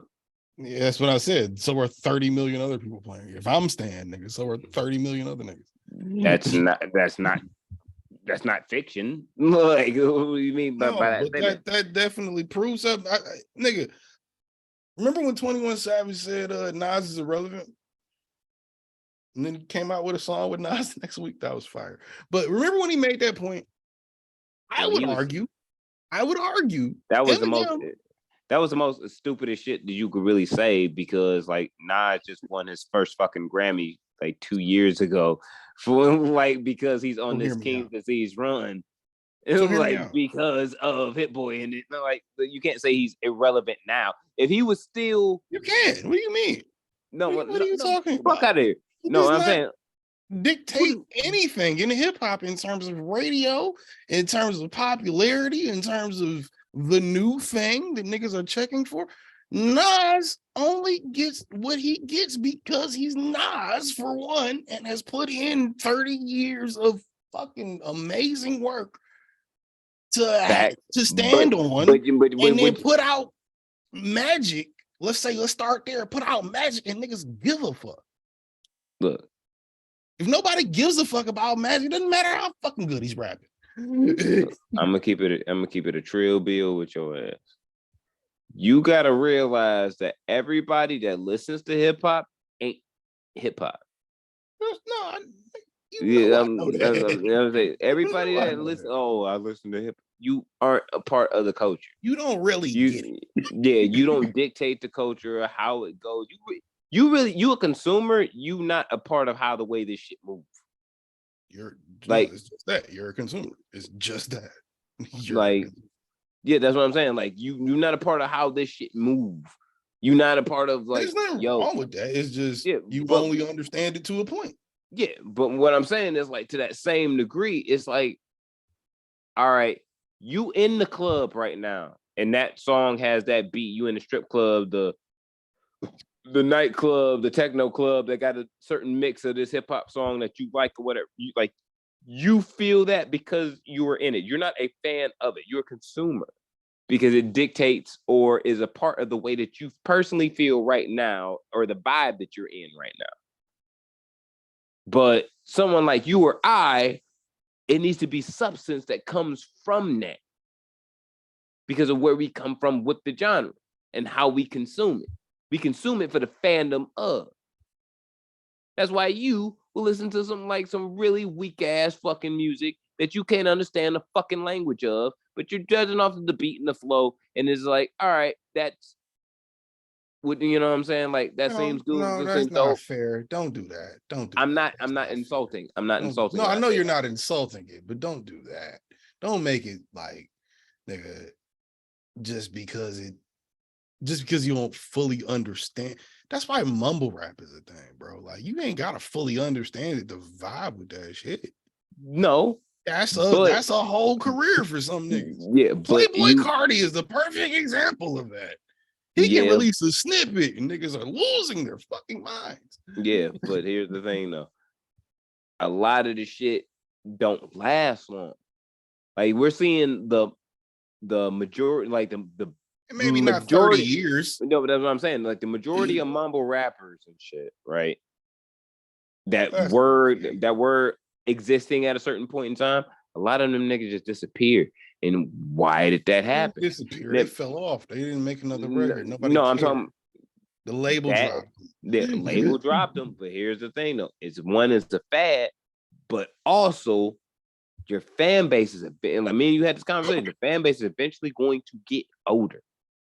So if I'm in my party mode, hey, 18 and 19, we in the club, we at the, we in college, like fucking parties and shit. Hey, we drunk, all that shit, right? By the time I'm 24, 26, even if you don't have a family or nothing, you're on a completely different level of shit right now. Your priorities are a little bit different than going out to the club, not unless you're just that type of person. But you're more than likely thinking of shit a little bit differently about the way that you move. Your appeal might be a little bit different. If you fast forward it a little bit later, if I'm 30 years old, I'm definitely not in the shit the same way. I'm looking for something for some substance. And even if I'm still out in the club, single still out there, I'm probably looking for another level of something. Yeah, like no, I'm saying like the substance of like if I'm in my 30s, I'm single, I'm still in the club, I'm still in the scenes, I'm on that shit. I don't even want to talk to a bitch that ain't got some substance to it. Why the fuck would I want to listen to no music that ain't got no substance to it? You know what I mean? Like that's the perfect example of how niggas go from going to the nightclubs to going to the lounge. You go from going to the lounge to the after hours. You go from going maybe from the after hours of the lounge to the day party. And you chilling. Or you just go to the day party on a day. You know what I'm saying? It's ways you can mix it and flip it, but at the same time. Like, you know what you're getting. You know what you want to get yourself into versus what you don't. Young 19 music or anything else. Yeah, young 19, 20-year-old Ortega was into the shuffle scene. Like back in the game. I was shuffling my ass. I was on my shuffle game. Heavy. Is there any video of that? We need to put it out. No, there is a video of me doing the fucking the Gundam style, like across the street downtown. GIF. That's still out there. Like that's on my page right now. You need to send me that. I will turn it into a GIF tomorrow. I'm doing the Gangnam style, nigga, like outside the club, like right in the middle of the street. Like there was that era. Gangnam style was what, right after high school? Yeah, that was like 2012, like 2012, 2011. That was like the end of high school. Yeah, like that was a good fucking time. But I was on some wild ass. I don't give a fuck, nigga. I'm out here, I'm drunk, I'm partying, I'm having a good time, nigga. I'm fucking all these bitches, nigga. I'm having a party of my life. You can't tell me shit. Right. Gangnam style. Like I was like rolling my ass, like hey, nigga, like I was out here and shit. Like I feel that, but that same shit today, like I listened to Gangnam Style. It came on like on a movie that was on a couple weeks ago, maybe a couple months ago, and it made me think of the video, and I was like, damn. I would never listen to that song today. It's just not my flow and vibe and what type of time I'm on. Never was the flow or the time anybody should be on. It was but when you partying and having a good time with it's a great party song. Yeah, it's like the Mannequin Challenge song. It's like, it's great when it comes on in the party, but I'm not gonna, in 2023. I'm not standing still. Still great to hear. It's a nice record. I'm not standing still when it comes on. Yeah, but I'm not Gangnam Style. Like I'm not doing that. Exactly. Ain't nobody cranking that, nigga. Yeah, I'm not doing the Gangnam Style across Jefferson, bro. In 2023, I'm not doing that. You could, but niggas would think you was smoking meth or some shit. Hey, man. Resident crackhead. Yeah, I mean, sometimes he must be new to it. He looks fresh. Looks healthy enough. Like, what is wrong with this nigga? What? Yeah, a mental break or a drug addiction. Yeah, but it's like I'm in a completely different type of time. Like that I was on. It was like instead of bleeding out all my sorrows with party music and doing like crazy shit, it was like, all right, nigga. Like sometimes you just gotta face what you was going through. And sometimes you realize, like, you know what? That shootout in front of that liquor store wasn't so bad. When you're listening to some Griselda music, it was like, that wasn't so bad. Isn't that weird how shit happens to you like that, where you be like, it be some shit like a shootout happens, and you're like, yeah, shit happened. Like so many years go by, so many things happen, and you think back on it for whatever reason. It's just one of those moments in life where you're like, okay, yeah, that happened, but we made it through it. Thank God. Nigga, like you never forget the sound of bullets whizzing past your face. Bro. You never forget that sound. You never forget that. That's like you ever like worked at a place that had a bell constantly going off all the time, and then every time like you go home and you try to go to sleep, still hear it. Yeah, it's like that. It's like that. It's like weird. Yep, it's one of them. Yeah, like my wife gets like, nigga, you was really doing that shit? I'm like, yes. And I'm like yes. Last yes. time's like, a Ridgemont High, bitch. I'm like, I was out here. Like, I don't know why, but I was out here on some wild ass shit, bro. Like, for real, no fucks given, not a care in the world. Out here, like the only nigga thinking about that shit. That's funny. Like I was out here like Peoples from Shaft, nigga. Like I wouldn't give a fuck. I go, ooh, I like him. I was on that type of shit. Matter of fact, I'm watching that shit right now. Fake ass Dominican. That nigga's a nigga. Playing a Dominican. Dog, playing a Puerto Rican, actually, which is more offensive somehow. Not even playing a Dominican, playing a Puerto Rican is more offensive. He's doing What, bad. what's wild is the fact that he is the smart Isn't his nigga name on Jeffrey every Williams, nigga? No, that's Jeffrey Jeffrey something. yeah, it's Jeffrey something. Yeah. The fact that it's funny now because you see people in this movie and you just like, this nigga wild as hell. He is the smart nigga in every movie in like since 2010. He's Gordon, my nigga. He's Detective Gordon now. Bro, he is he's my man that made all the shit in Westworld, bro. Like he's the smart. That's what I'm saying. Like, He's a, nigga, he was doing IBM he was Martin commercials. Luther King. Did you see that movie? He was Martin Luther King. You didn't see He was that? Martin Luther. Early 2000s, late 90s. He played Martin Luther King. Jeffrey Wright. That's his name. Jeffrey Wright. Not Williams. Wright. Jeffrey Wright. That nigga played Martin Luther King in like the early 2000s, late 90s, bro. It's a whole Dr. King movie where it was him doing it. It was around the time Malcolm X came out when Denzel played it. That was like the late 90s. I'm about to say, I remember when Mans from remember the detective from the first Terminator and shit. I remember when he played Martin Luther King, didn't look nothing like him. But like I remember when he played Martin Luther King. He looked and like shit. old boy from Snowfall. Yeah. He looked like him. Yeah. I did not watch Selma, and I tell you why I didn't watch Selma. I ain't see it either. It was one of those movies where I felt like I knew off the rip I was gonna be emotionally just pissed off. It was one of those like no, it was one of those like I know when I walk out of here, like when I walk out of here, bro. Like when I walk out of this theater or I stop seeing this movie, every white person that I see is the ops, bro. And I'm be looking at these niggas like it's Bloods and Crips. And I just do not want this energy right now in my life.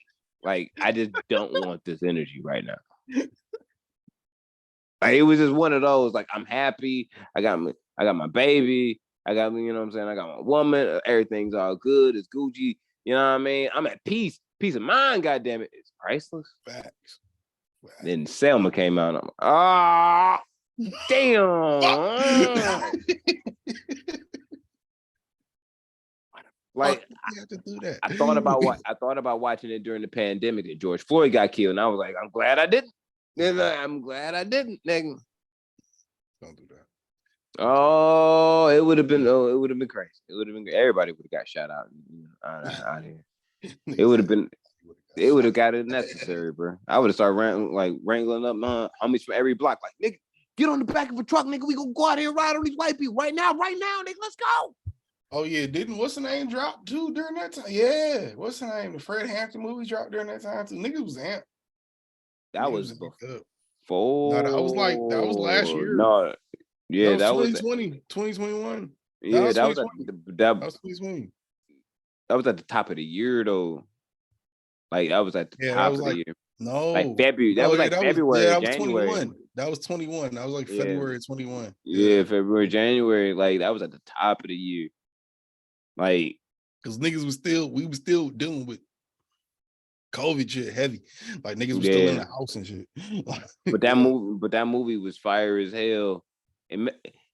It's one of those things where even if you know Lakeith Stanfield is a person playing a bitch ass, playing a bitch ass nigga in like previous life, playing a bitch ass nigga. It bothers you a little bit more because it's like, dog, how you gonna kill a black African English nigga though? Like you ain't shit for real. Just saying, like that's the person that's playing the character of Fred Hampton. Like you really ain't shit.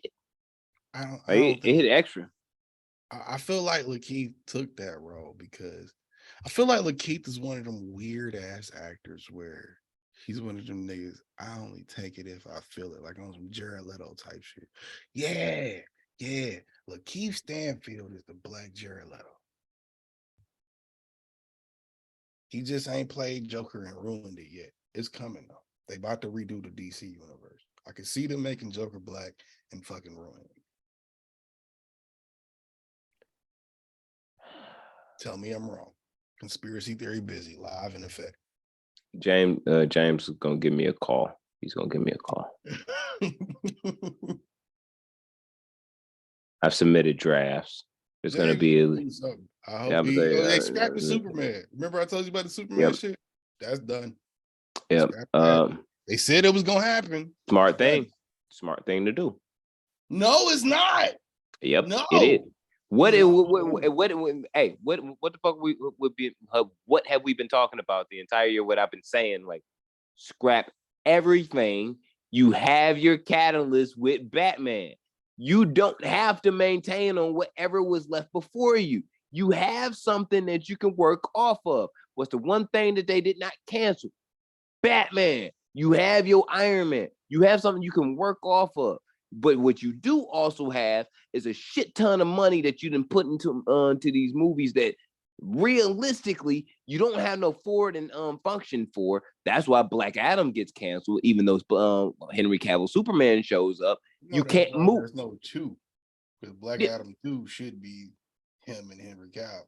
But you gotta scrap that shit now. Yeah, you're not gonna get it because it's like, yo, that's not a part of the whole thing. But this is what I thought about this too while I was over the weekend. We was talking about this shit recently. And I'm watching, like, all right, they about to drop the Shazam movie, Aquaman. I still ain't seen one. Blue Beetle. Shazam 2 looked dope, but I still ain't seen one. I have no desire to watch it at all. I like the character. I just don't know anything about it.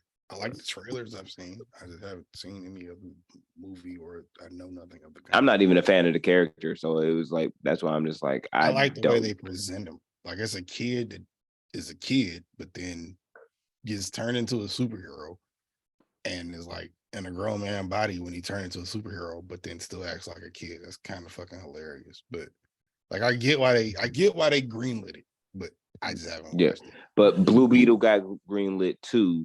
They scrapped it. Did they actually finally scrap Blue Beetle? Yeah. Because that actually had a release date, like June of next year or some shit like that. June or July. No. I might be thinking of Wonder Woman. I might be thinking. Yeah, I'm gonna say Wonder Woman got scrapped, but Blue Beetle is coming out. Because I'm gonna say there was shit going around for that. Blue Beetle. Oh, and they got the Joker movie. Joker, Blue Beetle, and Flash. Flash. Yeah, Flash. But but Flash ain't got nothing to do with nothing. Oh yeah, no, they're still slated to come out next year. Yeah, all right. So Flash, you already know they ain't moving forward with any of that shit. No, they're gonna still drop it. It's just not gonna have no connection to anything. Yeah, but hear me out. This is what I realized, like, over the weekend, because I was just like, all right, what are they gonna do? Because I'm like, all right, James Gunn already said, all right, we keeping Batman. Everything else can pretty much fucking go. So I already knew it was like, all right, that doing the smart thing. You know what you have that's a success. It's within the lane of the character, and it's at the very fucking beginning. So all you have to do is keep executing off of that. The beginning. Cool. Yep, the beginning. Not the build, but from the beginning. You can't skip steps. Everything. But you can't skip steps. You can't come in at the middle. That's why I feel like when James Gunn came over from Marvel and shit, he was just like, we scrapping everything. James Gunn wanted to be Kevin Feige at Marvel. That's part of the reason why Kevin Feige got stuck with the job of doing Marvel all the time, and then James Gunn got stuck with character. Yeah. And then it's like, oh, DC wanted to, okay, I can do more of what I want to over there. Okay, cool. And then all of this shit crumbles, and then I get the job. Now I'm Kevin Feige. Yeah, bitch, let me run this. Yeah, but James Gunn ended up becoming the third guy, pretty much being able to do the shit at really Marvel, for real. Yeah, yeah, no, actually the fourth, because it's Kevin Feige. It would be the number one guy, but then you had Joe and Anthony Russo, who them like 2 and 3. Yeah, they 2 and 3, and then now you 4. And then Gunn. What you think about those characters nobody care about? Well, I feel like we should do them like cool. Whatever. Yeah, exactly. Like, they're not listening to me. But he done got all this game though, so he can go over to the other side and be like, all right, this is what we can do. We can start here. X everything the fuck else out. What's our biggest problem right now? funding. Why? Because we spent $1 billion into the Flash movie. All right, so this is what we got to do. We got to drop Black Adam, Blue Beetle, the Flash movie, no matter what the fuck we recoup from it. The Joker, and I feel like I'm missing one. And Aquaman. And the reason why we got to do this is that we have, they're still dropping that. We have to recoup this bread that we are inevitably going to lose on the Flash. That's what it is. If Blue Beetle profits just $13 million, technically it didn't profit shit because that $13 million is going to be going towards the debt of old or money lost on the Flash. That shit's if Christmas of next year. Yeah, if Aquaman comes out and it does 2 times worth than what it is, so you actually had you profited. You made an extra $250 million on this movie. You didn't even think it was going to like make that much money, but you're not making another one. That money is going to go into the money lost for the Flash movie, and it's going to be rebudgeted. That's why the movies are still coming out, because they have to rebudget. They have to like everybody that lost money on that shit is going to trying to get their money back. Aquaman 2 only cost $205 million. That's an easy get back. You have to make 410 with your audience knowing. Yeah. That's an easy get back. Yeah, but that's what I'm saying. But you have to make Amber Heard to make two times with your audience knowing, and especially your demographic people that love the character Aquaman or that movie franchise or series. You're gonna go see it because you just might want to see Aquaman live. Yeah, or some Momoa live. Like, yeah, you're a weirdo Amber Heard live.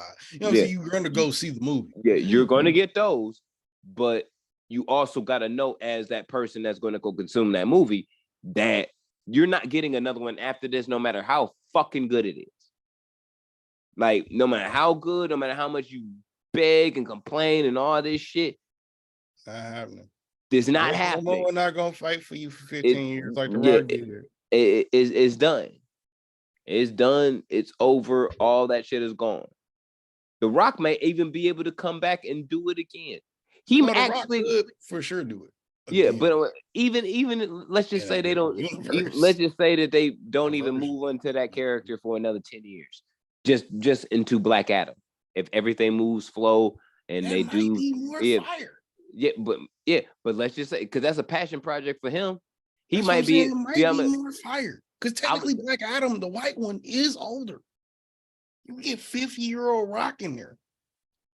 He's 50 now, I think. No, he isn't. Close to. He's in his 40s.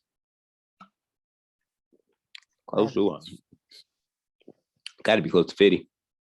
Maybe like 50. Yeah, he might be halfway through. Like 40, like 40, 50, like 48 or some shit, like 49. Shit, no, he's 50. He's 50 exactly. Okay. Yeah. Like there. Okay. So let's just say 60-year-old Rock, right?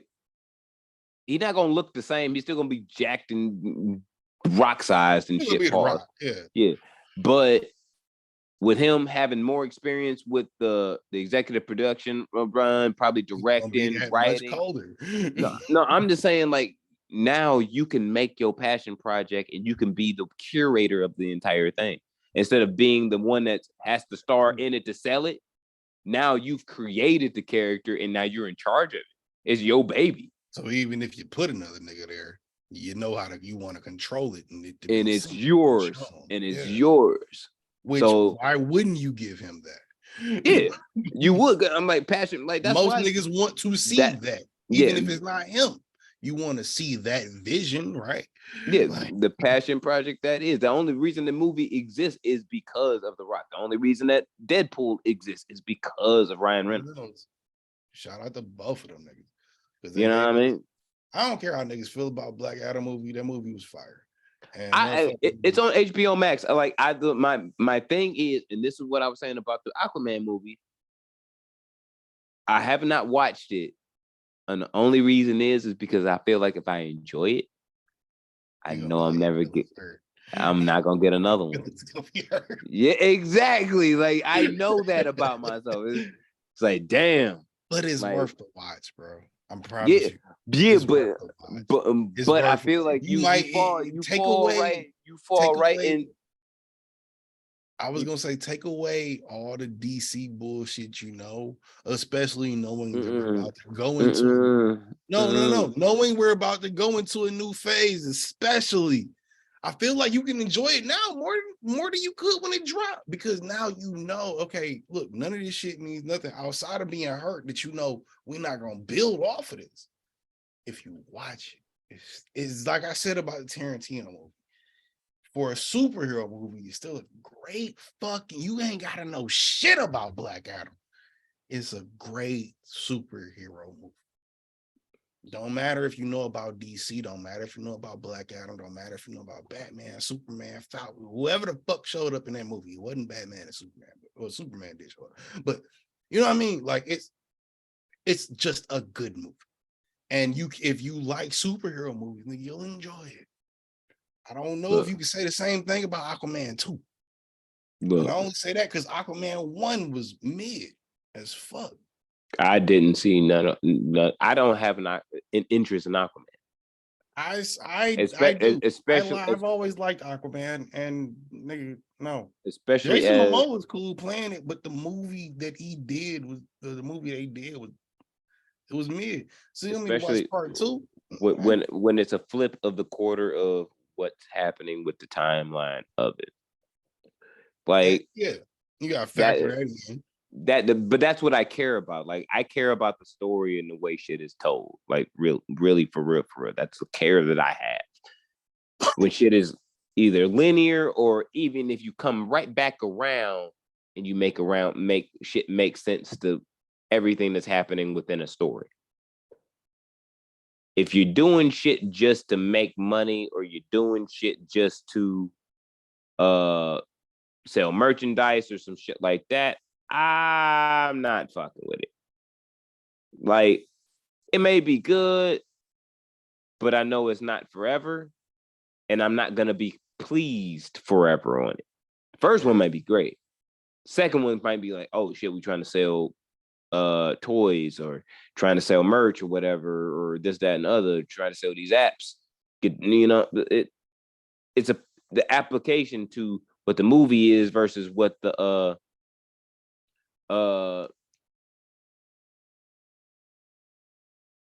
the purpose of the making of it starts to contradict itself. And for me, Aquaman just wasn't nothing really that interesting. I don't think it contradicts itself until we get to this point, but you don't. Well, no, that's not true. It always kind of contradicted itself, and that was kind of the thing we ran with DC. Was like, okay, they're not trying to be Marvel, and they're not necessarily doing.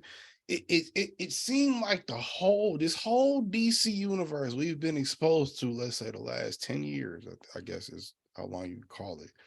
Maybe this last 10 years has been mid in the sense of the what we got, but also in the sense of where it came from. None of this shit really came from the animated movies. None of the shit that niggas want to see. None of this shit came from the comic book, the shit niggas want to see.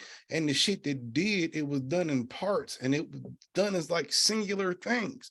So it's weird, especially when you got Marvel as a whole studio doing that whole shit the way that, or at least semi, not even the way that niggas want to see it, but semi the way that niggas imagine it.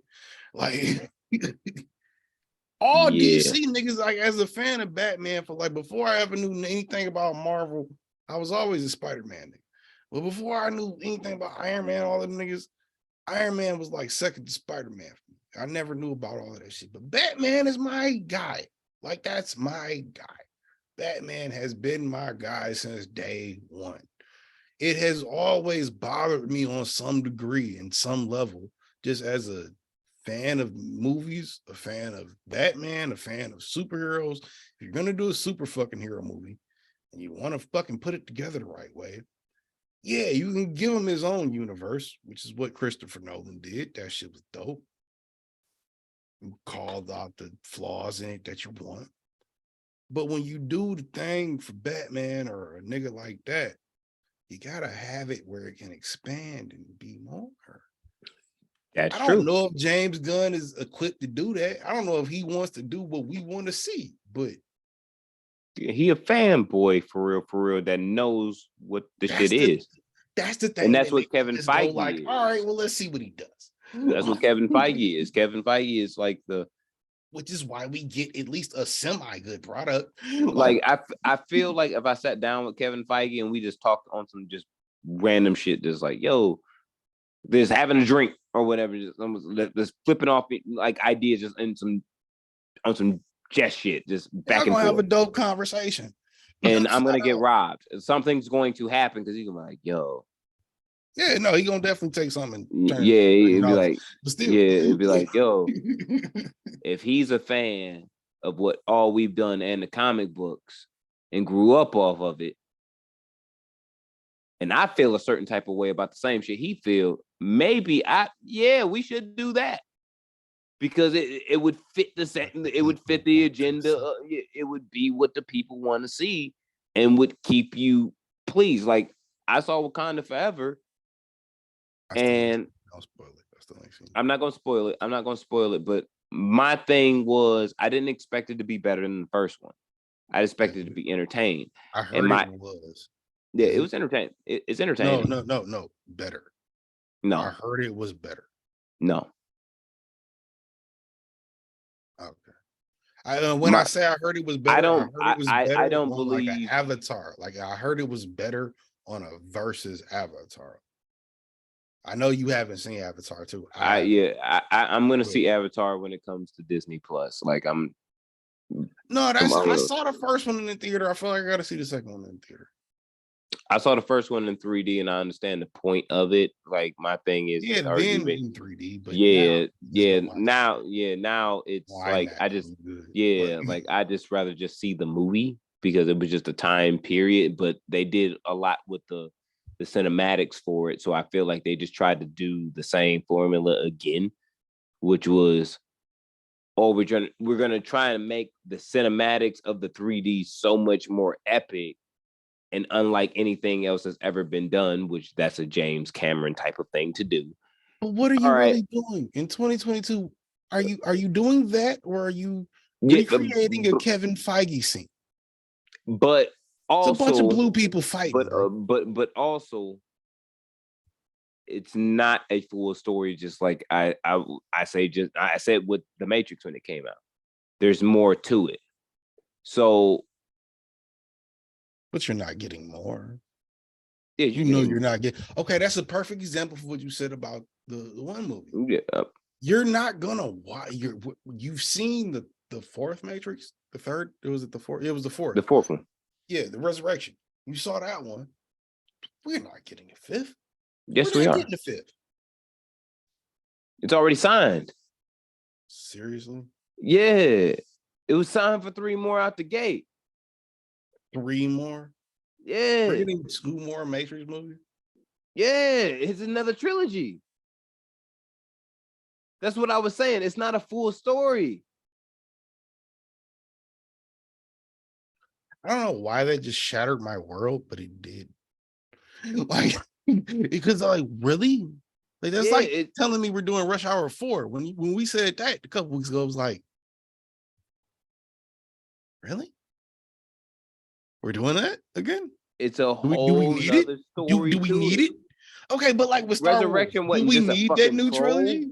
We all love Star Wars until the new trilogy came out. Did we need it? Well, I don't want to watch the Matrix turn into Star Wars, bro. No, it's what they did to Star Wars. That's what they did. They tried to watch the Matrix turn. They tried to. Yeah, but you had never seen none of the shows neither. So, I have seen some of the shows. I've seen half of the first season of The Mandalorian. You not the movie. Now, honestly, we not the same. We not the same. We not the same. We not the same. We're not the same level of Star Wars fan at all. But I have seen more than enough reviews from very. Oh my no. Let me finish my point. No, I don't care what your point is because you say I've seen enough. You don't know my point. What you mean you don't care? You don't know to say that I know what's happening because you've said it before. I'm not about to say that.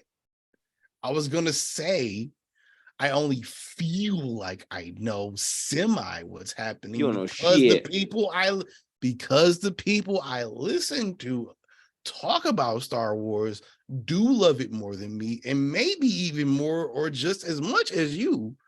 And their opinions from what I've seen in the clips and shit I've seen from everything make me go, okay. Yeah, I'm not like it didn't make me want to see it more than I've already seen.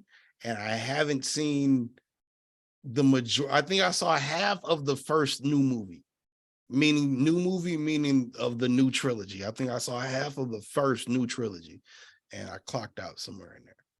I don't give a shit about Star Wars anymore. And it's not that I don't give a shit, it's just that it doesn't feel how I feel like I'm not gonna get how, especially hearing how niggas talk about it. I'm not gonna feel how I felt when I saw episode 3. In episode 3, like Once Upon a Time in Hollywood, that's a wild comparison, I know, but slow burn. Episode 3, very slow burn. A lot of politics, a lot of bullshit nobody cares about. But at the same time, all of it makes sense. It all fits into the universe, but nobody cares until the last 40 minutes of the movie. That was the most sped up ass movie ever. It was like this nigga chopped the nigga head off. Y'all niggas went back to Coruscant, and then it was like, all right, my bitch about to die. Damn. Oh God. They just sent my master away to a whole nother planet. He about to go ahead and do this shit. Damn, I'm sad. Now I'm a bad guy because this nigga was always like, sad. Shut your mouth. Shut your mouth. This is the facts. This is how sped up and ridiculous this movie sounds. I'm gonna speed it up for you because it's wild as fuck if you say it out loud. That's what's fucking nuts. You say there's a slow burn, nigga. That's crazy. That's insane. No, this is your ship. This is your Death Star. This is your Death Star. What do you mean? No, this is your Death Star. What do you mean? Not having it. Because every other movie had way more setup and concept and shit to try and set up what the fuck was about to happen. We just already knew. Everybody knew in the universe what the fuck was about to happen. So they sped right to the shit. Cut this nigga head. You sound like a Stanley trying to explain Encore. No, nigga, I'm not trying to even explain 63rd. Even 63rd just said there's no accounting for your taste. There's no accounting for your taste. Are you fucking serious? I'm not caping for the movie. I'm saying it's the most sped up one to the point. It's like because they should have did episode 6, 7, and 8, but they and 9 or 6, 7, 8, and 9, but they turned around and smashed 8 and 9 into 9, and it didn't make any fucking sense. Just like 7. No, I have been on record saying the problem with the new trilogy is this: they tried to reintroduce the same shit into now to appeal to kids. That's what the merchandising shit, the shit that I'm against. A step further, I think they did like the merchandising shit, the concept for what because the concept for what the concept for Leia's costume and shit was originally a reverse thought of Luke Skywalker being the one to become like the prince and shit, and Leia being Luke Skywalker. That was the original concept of thought. The drawing for that costume, that shit that they had for her, like for Princess Leia. Wait, don't mean you can't run with it, nigga. You're not hearing what the hell I'm saying because you're not getting to the point. Let me get to the point. The costume that they had drawn for her in concept ended up becoming the costume that they used for the character Rey in Force Awakens. They recycled a lot of shit to try and get people that were younger, nostalgia, into the whole shit. Like, and here's the problem with it. The problem with it is this: you think that if you're a Star Wars fan as a parent and you're an adult, I'm not putting my kids onto the OG shit. I don't need you to reinstitute them. I've done it. My dad did it to me. But that's the thing. Nostalgia is a selling point. It is nostalgia. You know, your kid might not know. Peyton might not know when you and her go to see the newest Star Wars movie that shit you watching, you already seen to some degree. You spot the Easter eggs in the movie. She's a fan that of the shit. Mandalorian. She's already there. Exactly. So she looking at it like how we looked at the first trilogy, like. So you can't be mad and nigga sprinkle a little capitalism in there. That's what the whole shit is about. Like, no, what I'm saying is, you don't need to do this whole shit again. Luke, the Rise of Skywalker, in my opinion, is the only trash Star Wars movie. Like when I say like ass, like that's the last one. That's the last one of the 9. That's 9. Yeah, that's the last one they did. Yeah, that's the only trash Star Wars movie. Trash when we talking about like you could throw that whole bitch away. That. Did they skip 8? No. From what I've heard, they didn't skip 8. The Last Jedi is 8. Force Awakens is 7. Force Awakens is 7. 8. Last Jedi is 8. Then why do the Rise of 9 Skywalker make is no 9? Sense together? And from what I've heard and what I've seen, why do 8 and 9 make no sense together? And why is 9 the worst? Because that's a consensus amongst your group. Because we all watched Darth Vader throw fucking Darth Sidious into a fucking pit when we were children, and that nigga exploded. And then for some reason, that nigga was at the end all abominated and shit, and was like, "Yo, Ray, I'm your grandfather, and this is the reason why you're here, and you have 4 sensitive powers, is because you are a descendant of the dark side." Yeah, ooh, more nostalgia. And I'm just like, nigga, we didn't need this. So why the fuck did you bring back Luke and make him throw the lightsaber away and act like what he wasn't acting like in any of the other movies? Well, if people are upset about that nigga Luke having a fucking mental breakdown and shit in That's Last basically Jedi, how they described it. And I don't want to watch it. I haven't seen it personally, but they I've heard haven't read the multiple book. people. I'm about to say they haven't read the books then. Who more got than time for that? A Star Wars fan. Like okay, but if I'm watching the movie, that nigga had a whole mental breakdown before he went to the dark side at a certain point in time. So book on it. That nigga was hey, hold up. This nigga was walking in the rooms and crumbling shit just because of his force power, just fucking with his whole soul. And like that much power was coming through his body, bro. Like this is why we need to get Jenny Nicholson on the show in 2023. The TN2M Star Wars debate between Jose Ortega and motherfucking Jenny Nicholson in 2023 and Busy 9-3 as motherfucking moderator. That is content that is evergreen and great and greatness. All from here to any country you can think of, even if you can't pronounce it. I don't care what you say, because I've heard people that are either just as versed as you or more versed than you that motherfucking have had points similar and slightly different. And those that are slightly different from the clips I've seen, like I said, bro, it just makes me feel like why sit through 9 hours of Star Wars for nothing? Look, I will say this. Until they start making movies again, like real for real movies again, all you need to see of this new franchise, the new 3, you have to see the whole second one. You can skip the first 40 minutes of the first one and the last 25 minutes of the third one. I kind of play into what 63rd just said. He said, I swear there are some movies and some things I watched in the past I thought were good, but I watch them nowadays and that shit ass like a motherfucker. Sometimes it's just about how you view it when you view it and then how you view it a few years later. I'm unbiased about some shit that like I love Star Wars movies and shit, like, but I think the content that they're doing as far as creating the arcs amongst the rest of the worlds and characters that they created is better. Like Mandalorian is dope. Boba Fett is dope. The Obi-Wan Kenobi shit. Oh, that fed up. That was all the Heron. I heard That was. That's all the Heron. I haven't watched it. I heard it was garbage. That's all the Heron. I heard Boba Fett wasn't worth watching.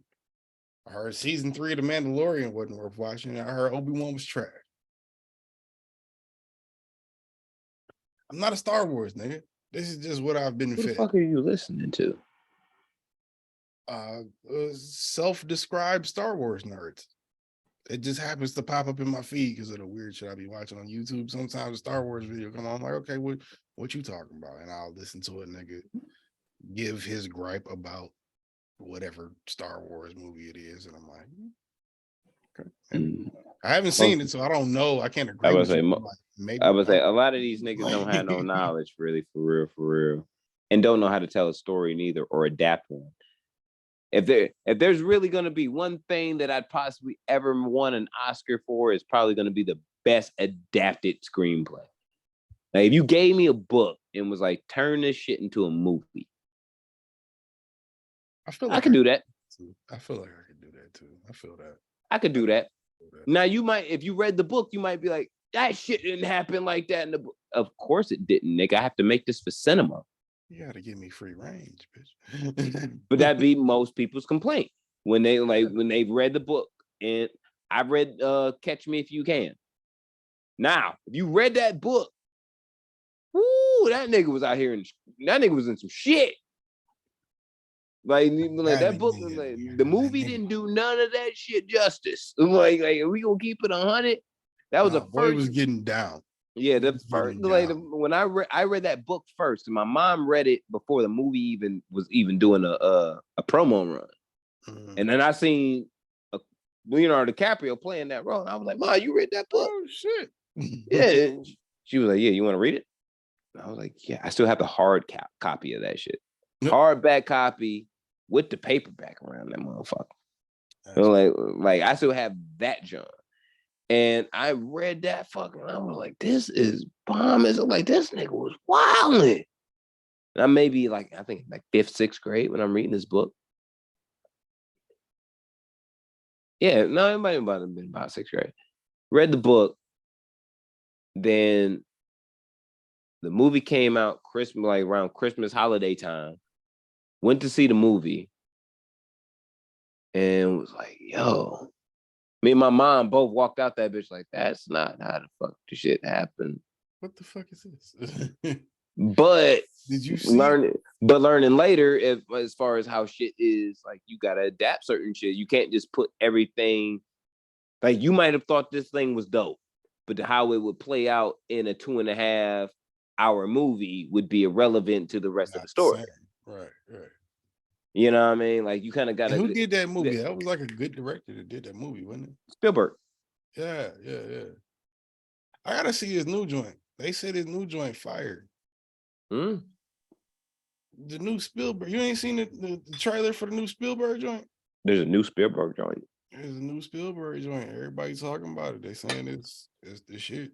It's some wholesome family. Hollywood, like old Hollywood, wholesome family type shit. Like I'm good, bro. What it's dealing with, but the trailer it got Seth Rogen in there in a sweater crying to some kids. I don't know what the fuck going on, but no. I'm trying to see. Yeah, not that. Hold up a second. Do it. I gotta take a piss before. Can we get the fuck out of here? That's great too. Yeah, that's great too. Yeah. Well, I was gonna take a piss and ask you if you had a hip hop question of the week this week. Did you have one, sir? No. You don't? I was gonna do an Ortega Awards, but I had to incorporate shit from like the later half of this year into December into it, so I could save it for next week. So would it be next year? So that's cool too. That'd be a whole 2022 cap up. This is a great episode to end the year on. I'm sorry. It is. I wish it would have finished 2 hours ago, but we're here now. We're here now. Appreciate everybody that's listened this year from across the globe. the streams. You know what I'm saying? Shout out to you. All the respect, all love. You feel me? Shout out to your pets that you be listening to the show with. You know what I mean? Your coworkers, your mother that hates that you listen to this shit too loud in your room, and she has to tell you to turn this shit down because she hear niggas saying nigga too much. Like, shout out to y'all. Much love, Shout out to respect. 63rd talking about the shit gonna pop this year. Keep working. That's a fact, nigga. You know what I mean? Keep doing this shit. It is. Like, on gang, for sure.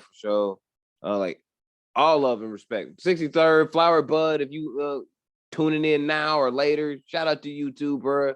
You know what I mean? 63rd started this, or no, not 63rd, but Flower. 63rd has been an avid viewer and a listener avidly all the time. We love you.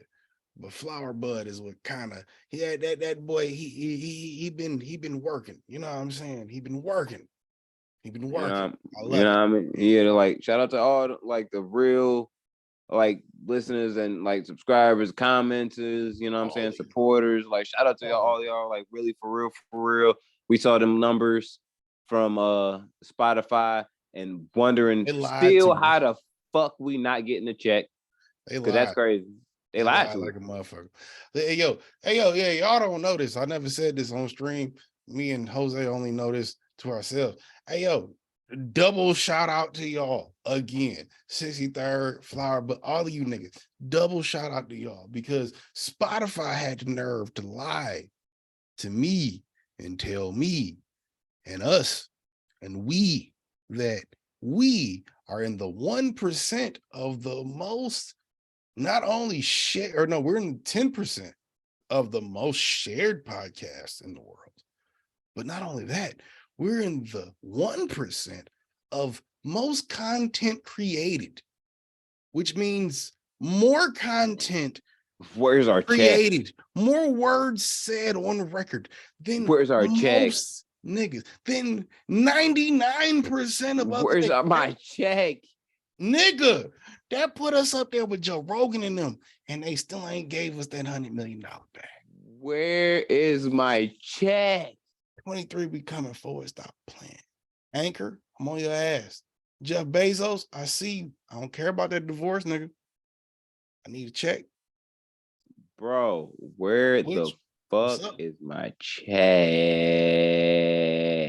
63rd said, even in Spotify, your shit gonna pop. Hey, that's why we sharing it. Hey, yo, no, for real though. 63rd, you see it, share it. When I got it. This is an Instagram page. Go follow it if you don't already.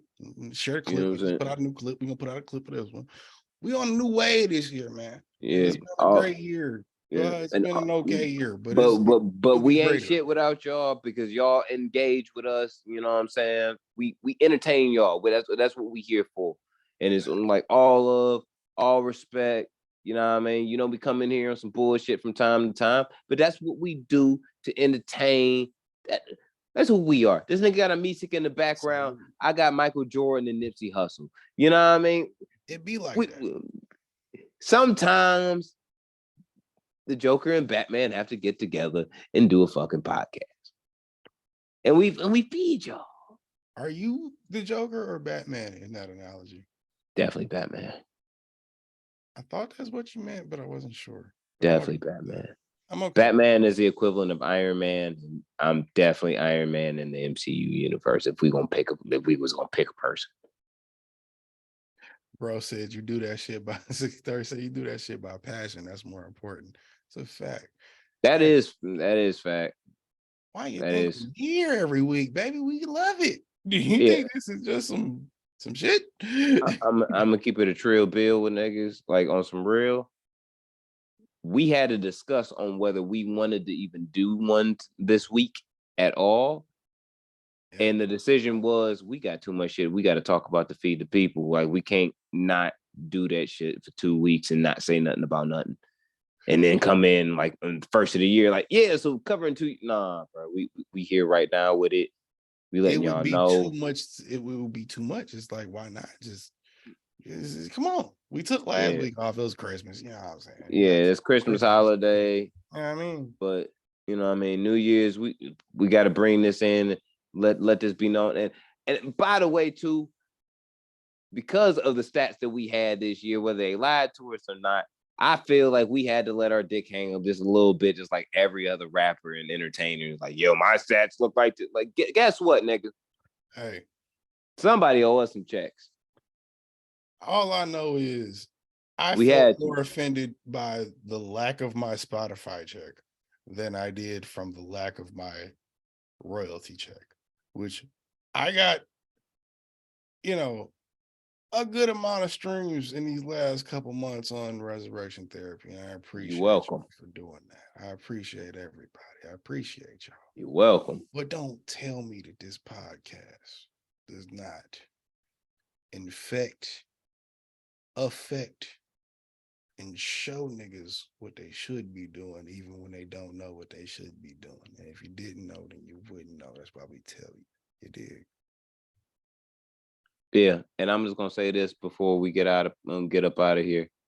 I'm just gonna let you know, as the peoples and as the homie,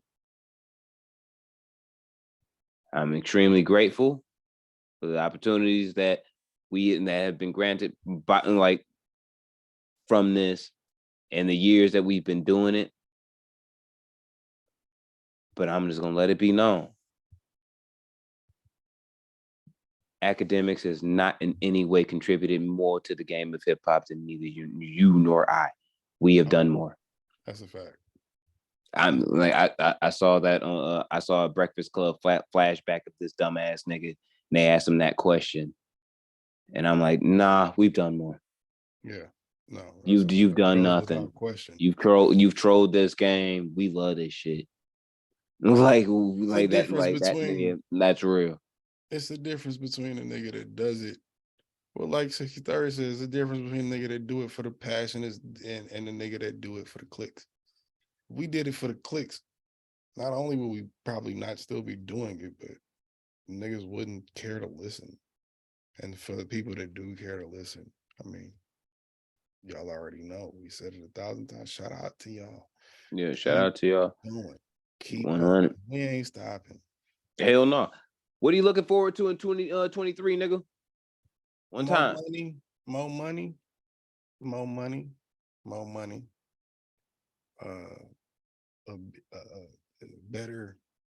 Better relationships and more money. More money was 8 things on that list. Like better relationships was one thing on that list, nigga. Like, oh my God. Hey, you greedy motherfucker. We'll figure out everything else. That's some Republican shit. I'm rooting for my Spotify check. So more money. Also, no. Yeah, Jeff Bezos, hit me up. Also, I'ma need. I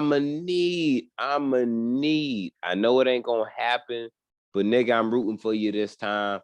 I need Deontay Wilder to knock out Tyson Fury just so I don't in the fourth fight.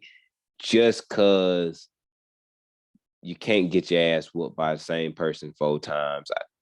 I've done it. It was terrible after the second time. I'm like, why do you want to fight me so bad?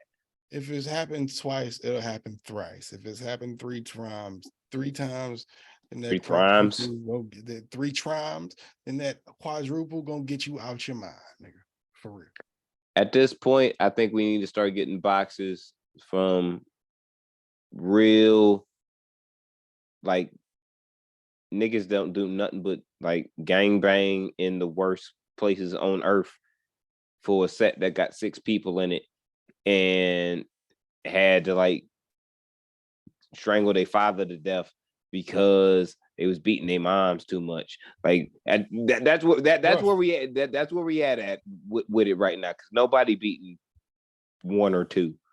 Nobody can beat Deontay Wilder. Nobody can beat Tyson Fury. So it's like they just at the point where it's like, well, the only people we can fight is each other, nigga. That's a fact. You know what I mean? But I want Deontay to get one. That's me. Deontay ain't getting shit. Mo Bodie James music. Mo Bodie James music. Sure Mo Busy 9-3 music. For sure that's coming top of the year while you playing. I'm telling you right now, if anybody in between the people that I fuck with, real shit right now, you ain't releasing no project this year. Matter of fact, you can release 3 projects this year. 2 projects. You can't just release one. Not just one. 2. I'm on your head. I'm on your head. 2 is plausible. 2 might happen. No, I'm gonna say 2 got to be a necessity, bro. Too many hard ass MCs is releasing like 3, 4 projects a year just because they can and they independent now, nigga. Y'all better keep up, bro. Nigga, whatever. Y'all better keep up, bro. We out. We out. 2:35. Happy New Year's. You know what I mean? Gang. Christmas. Happy holidays. Gang. Shout out to everybody, all of y'all. My nigga, Jose Ortega, shout out to you. I'm going to do it for myself. Shout out to me. Shout out to yourself, you nigga. again. Shout out to everybody listening, and shout out to the world riding down 96. I see you, 63rd. Okay, you didn't peep the music. Riding down 96. You know we still riding down that bitch because I still live in Michigan, unfortunately. But when I move, eventually I'll still be riding down 96. God damn it, we out. Give us all the listens we need so we can get the fuck out of the country. We out. Thanks. Peace. I'm gonna hit you up tomorrow, nigga. Gang. Peace.